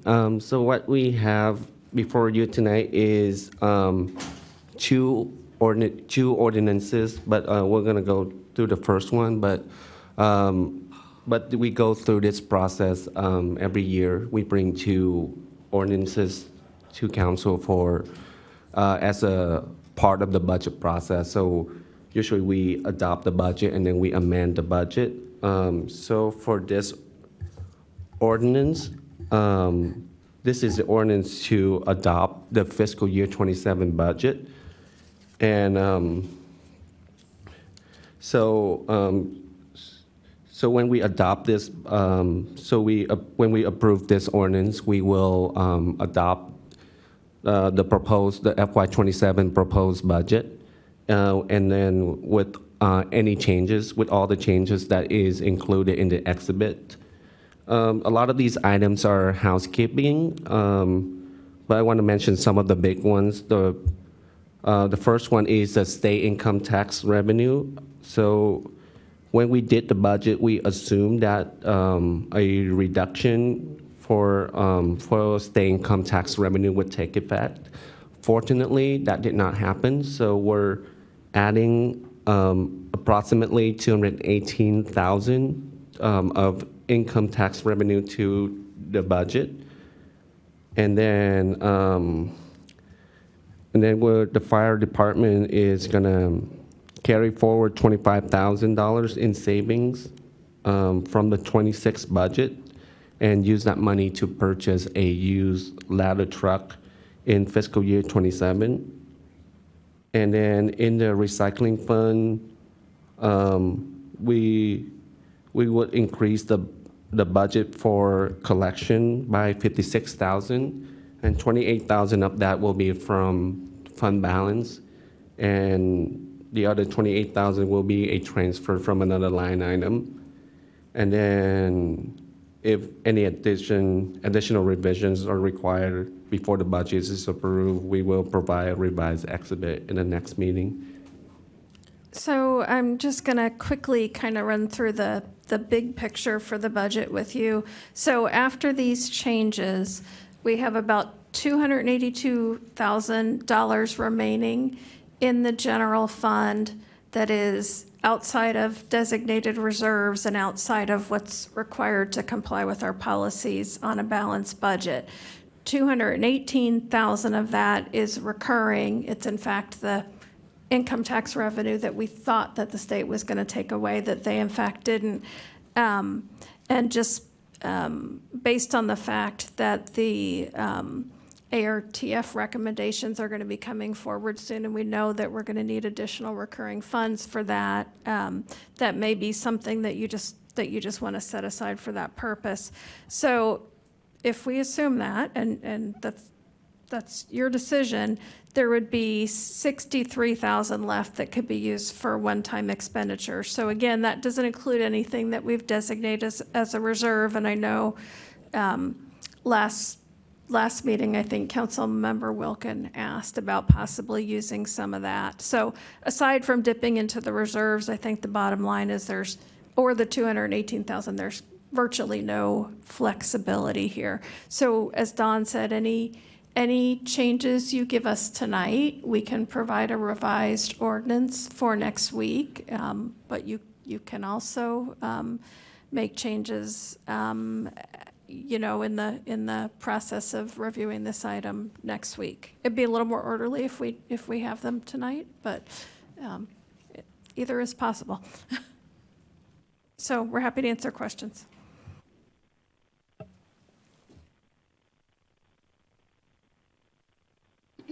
Sorry. No, you're fine. Councilmember Evans. I can wait.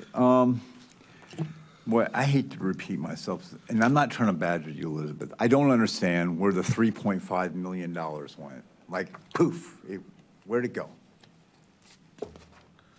So I'm sorry, but right. So the budget is kind of a flow over time, right? Yeah, between fiscal years. And so as we're working on the FY27 budget, part of that process is estimating how much is flowing forward from FY26. So at that point, we're not looking at FY26 as closely, we're estimating, and then we assume that carries forward into FY27. So it's allocated in FY27.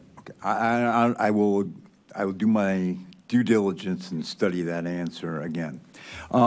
So in conversation with Alderperson Hersey before the meeting, we noticed in the overall budget hearing that we previously had to this meeting, we're like nearly $20 million in debt. There's $80 million in expenditures and $67 million in revenue. You just told me that we've got 63,000. What we really got is 63,000. So Help me understand that. Okay, so I told you we had 63,000 available in the general fund. Right. So when we run that ad for the public hearing, that's all funds combined. And the fact that we're spending more than we're taking in doesn't mean we're going into debt. It simply means that, for example, in capital improvement funds, what you'll see is we'll set aside money for a lot of years and build up a balance, and then there'll be a big year where we spend on large projects. So, you know, it's not, that doesn't imply that we're going into debt. Okay. It's just timing. Thanks. And this is your last budget presentation, is that right? Correct, yes. And I apologize for all the hard questions over the years. No, that's okay. I like the hard questions. Councilmember Wu. So I just wanted to go back for a moment to the fire trucks and the replacement of the ladder.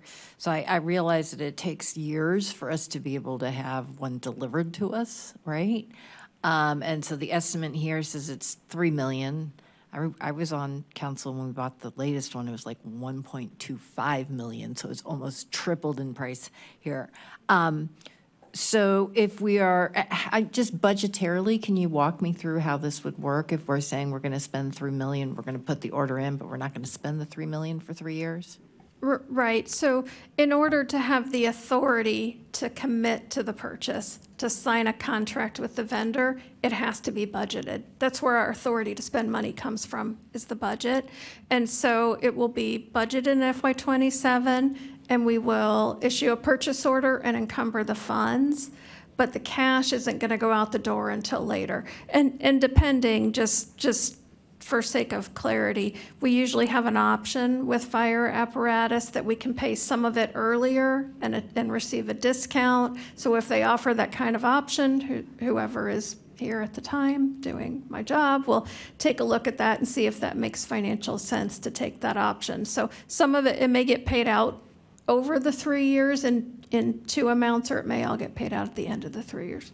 So let me know if this is going too far into the weeds, but I recognize that we have a VERF fund that we save money for these large purchases. When we say we're going to spend $3 million in 3 years, does that include the amount of money that's going into VERF every year for that particular apparatus? As I said, it's kind of in the weeds. Yeah, so we've timed it out to pay for the replacement when we expect to receive the fire truck. But So it is, yeah. But Dawn has looked at it and the cash flow works. So there's Okay. not an issue with having cash. All right, thank you. Councilmember Grace. Thank you. Okay, I got a few, I think quick ones here, just double checking. So reparations, we have 25,000 that's in this year's budget that essentially kind of wasn't spent from last year for the coalition, is that right? The first time it appeared in the budget was this year, right? It didn't get carried over from prior year. That was This 26 current year versus, right, versus not the year that correct. starts. The first time it appeared in the budget was FY26. So we didn't know at the time we put this ordinance together what the timing would be. And it appears now that that intergovernmental agreement won't get approved until after July 1st. So we'll have to come back and pick that up in a budget amendment to move it. We'll have to move it into FY27. Or we can do it here if we're providing a revised attachment for next week. Yeah, I think that there will be some revisions either way if we're going to spend that 282,000 somewhere. So I would suggest we just have that in this budget, carry over 25,000 from the current fiscal year into next year for a reparations coalition. Yep, we can do that. And then equity and quality of life projects, we talked about the past couple weeks in the CIP. My understanding is that we'll kind of evaluate and see how we can do that. Is that the plan? There's no equals in the budget besides the 30,000 for this year?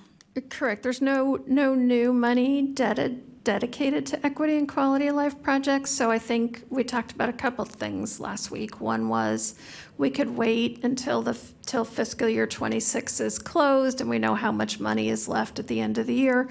There will certainly be some. Then council could do a budget amendment to set aside some money for future EQL projects. Or I think I also heard the suggestion last week that potentially there would be an interest in taking it from some of the reserves that we set aside related to federal funding. Thank you. I think that's all my questions for now. Thank you. Any questions from Council Member Quisenberry?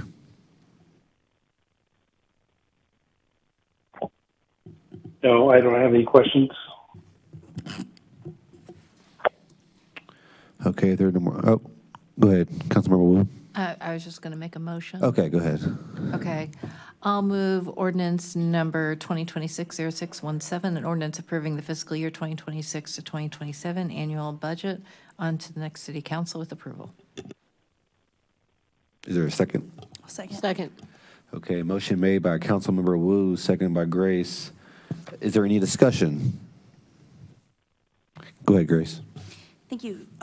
As far as the 282,000 that we have kind of wiggle room, and Elizabeth elaborated 218 recurring, right, 63 one time. I would love to see that money go into maybe split with alternative response reoccurring funding. We've talked about we'd probably have to ramp up this program. It might, in its end state, be more than that. We're not sure exactly how much. And I would suggest we split some of the other wiggle room money with direct community grants. The SUN grant, Sustaining Urbana Neighborhoods, made it in the budget. I don't recall that we said it was one time versus reoccurring. My hope and intention at the time was that that was a reoccurring thing. We did have a round of projects that were funded. There's been a lot of transition in grants management and stuff, so I don't know if some of that has been maybe not as much attention as it would have otherwise, but I would love for some of that money in our excess to go to alternative response, adding to that pool of money, and community services grants. I would advocate for the Sustaining Urbana Neighborhoods, but I think going into any of those community service grants, I would be in support of. Just for clarification, so the original allocation for the SUN grants was 100,000, and that didn't all get spent in the initial, in the initial round. So the amount that's left is something like $37,000, and that is showing up in the FY27 budget to complete the spending of the original 100,000. Councilmember Evans. I just want to concur with Alderperson Wilkin that we should spend as much as possible on alternative response and to really beef that up. That is going to be an expensive project. And it needs, for it to be successful, it needs as much resources as possible. So I would, I'll split it with you if you want, Grace, but that's fine. However, but really emphasis that we need to get it to alternative response. And thank you. Councilmember Wu. Yeah, I'm gonna, it's my first time disagreeing with Grace tonight. I really don't think we should be spending all this extra money. I think we need to keep some of it. There are things that come up. We're already committing $1.1 million in all these grants, and we only have, what, 263 left? There's just too many unknowns out there going on with the state deciding to do one thing and then not doing it, the federal government, you know, making these different rules. I don't feel confident that I would be fiscally responsible without, I don't want to spend it all. We've got to make sure that we have some. Now, I know that we have the policies. I know we have some in the general fund that reserve. I know we have policies in terms of reoccurring funds. But I really don't feel comfortable spending all that money. I will speak a little bit too, because I just went and looked at the Alternative Task Response Task Force work. I agree that at the end of the day, it'll probably be more than what we have budgeted. Right now, we have in reoccurring funds, I believe, you can tell me if I'm wrong, Elizabeth, that 307,000 is reoccurring and 150 is one time. Is that correct? That's right. Okay. I would love it if we could get something off the ground this upcoming fiscal year. I don't think we're going to be fully fleshed out. That's just me. I could be wrong. I think that what I hope to see from the Alternative Task Force is a plan, and then it's going to take time, and then we're going to have to, you know, write job descriptions and get them through the Civil Service Commission, and I mean, it's a whole process. So us being able to be up and running like in 12 months is a heavy lift. I say this because I actually don't think we need to put more money into the alternative response at this time. I am not opposed to doing it in the future as we figure out what those needs truly are. But I would prefer that we do not spend this extra money right now. Thank you. Councilmember Grace, sorry. Can we hear from the mayor first? Might dictate what I have to say. Oh, sorry, go ahead, Mayor. Yeah. No, Well, and some people haven't spoken the first time yet. Yeah, including myself, Mr. Quiz. So I will say that, you know, I am in agreement with Mary Alice in the sense that just from a financial, from a fiscal responsibility standpoint of wanting to, because of, we just, as I said last year, you know, there's so much uncertainty happening right now within our governmental sphere that I would agree in that sense. I do, you know, want to acknowledge, though, Councilmember Wilkin, and as I, you know, was talking with Elizabeth, you know, too, for us to be able to have a moment where, you know, the year's closed out and to determine what's remaining to put to, you know, the additional equal project. So I am in agreement with that as well, but I just want to chime in briefly on some of my, you know, reservations. Also, just as a point of information, the time is now 10:26. We have a mandatory adjournment of 10:30 p.m. unless otherwise extended by vote of the board. I would like to extend the meeting. I've been trying to raise my hand to get there. Yeah, sorry, go ahead, Councilmember Hershey. Okay, to 10:45, because we still have a closed meeting to do. You want to do it later? You want to do it longer? 11 o'clock? Huh? Okay, so then it would be 10:55, considering what time it is right now. I'm not trying to stay here all night. I do have someplace to be. From 10:30, 30-minute interval, Okay, 11 so- p.m. Okay. Can we extend it to 11, o'clock. please? 11 o'clock then. Second. Okay? Okay, we got a second? motion made by Councilmember Hersey, seconded by Councilmember Quisenberry. Okay. Are there any more? Can we do a vote on it? Okay, all right. Sorry. Thank you for your patience. All those in favor say aye. Aye. Aye. All those against say nay. I promise it won't be this bad in the future. Okay, is there any more discussion? James, did you have something? Yes. Go ahead. Yes.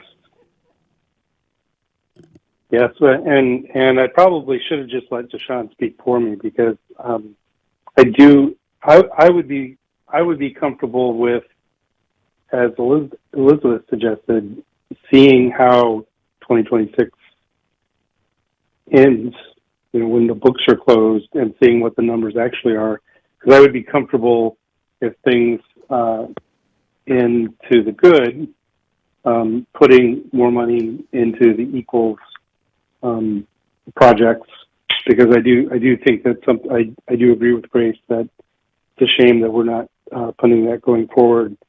I will say that I think I agree also that there's going to need to be more money in the alternative response program, but I know Mary Alice has looked at other cities that have started these things up, and I do know that while I think that number will have to be higher, we will not be able to spend what we have booked in next year's budget. So I don't feel compelled to do that right now, but if it looks like we need to, I'm committing to revisiting that if we need to do a budget amendment later in the year. Councilmember Grace.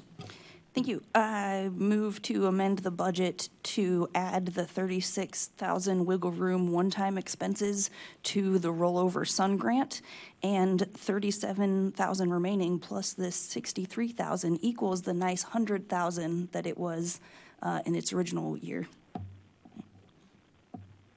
I think I need you to repeat that.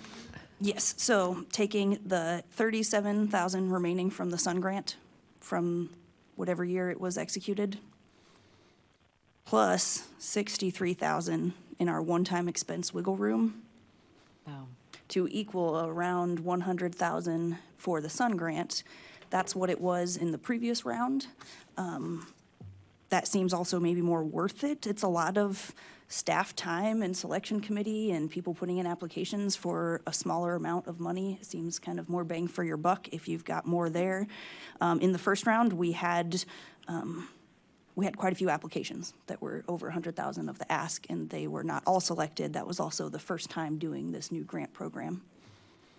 So again, move to amend to add the 36,000 in one-time expenditure wiggle room to the Sun Grant. Have we passed a motion to do anything? So the original motion on the floor was by Councilmember Wu, seconded by Councilmember Wilkin to approve the annual budget. And so now there has been a motion to amend by Councilmember Wilkin, and we are awaiting a second. Is there a second?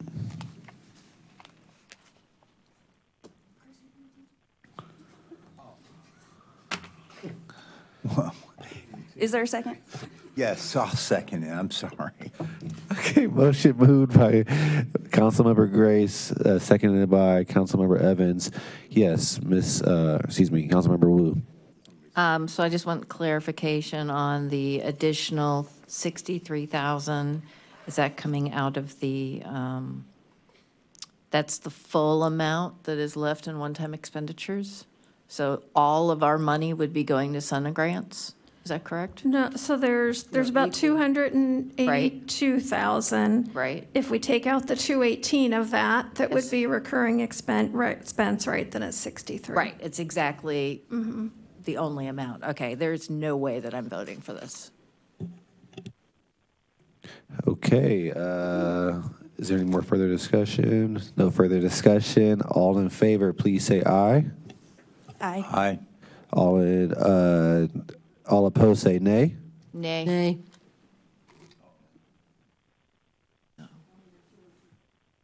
Where's James? Where's James? No. Nay as well for me. So the motion does not pass. So now do we vote for the original motion? Now we can resume discussion on the original motion, which is to pass. Okay. And if there's no further discussion, then yes, we would vote on the original motion. Okay, is there any more discussion on the original motion? Councilmember Grace.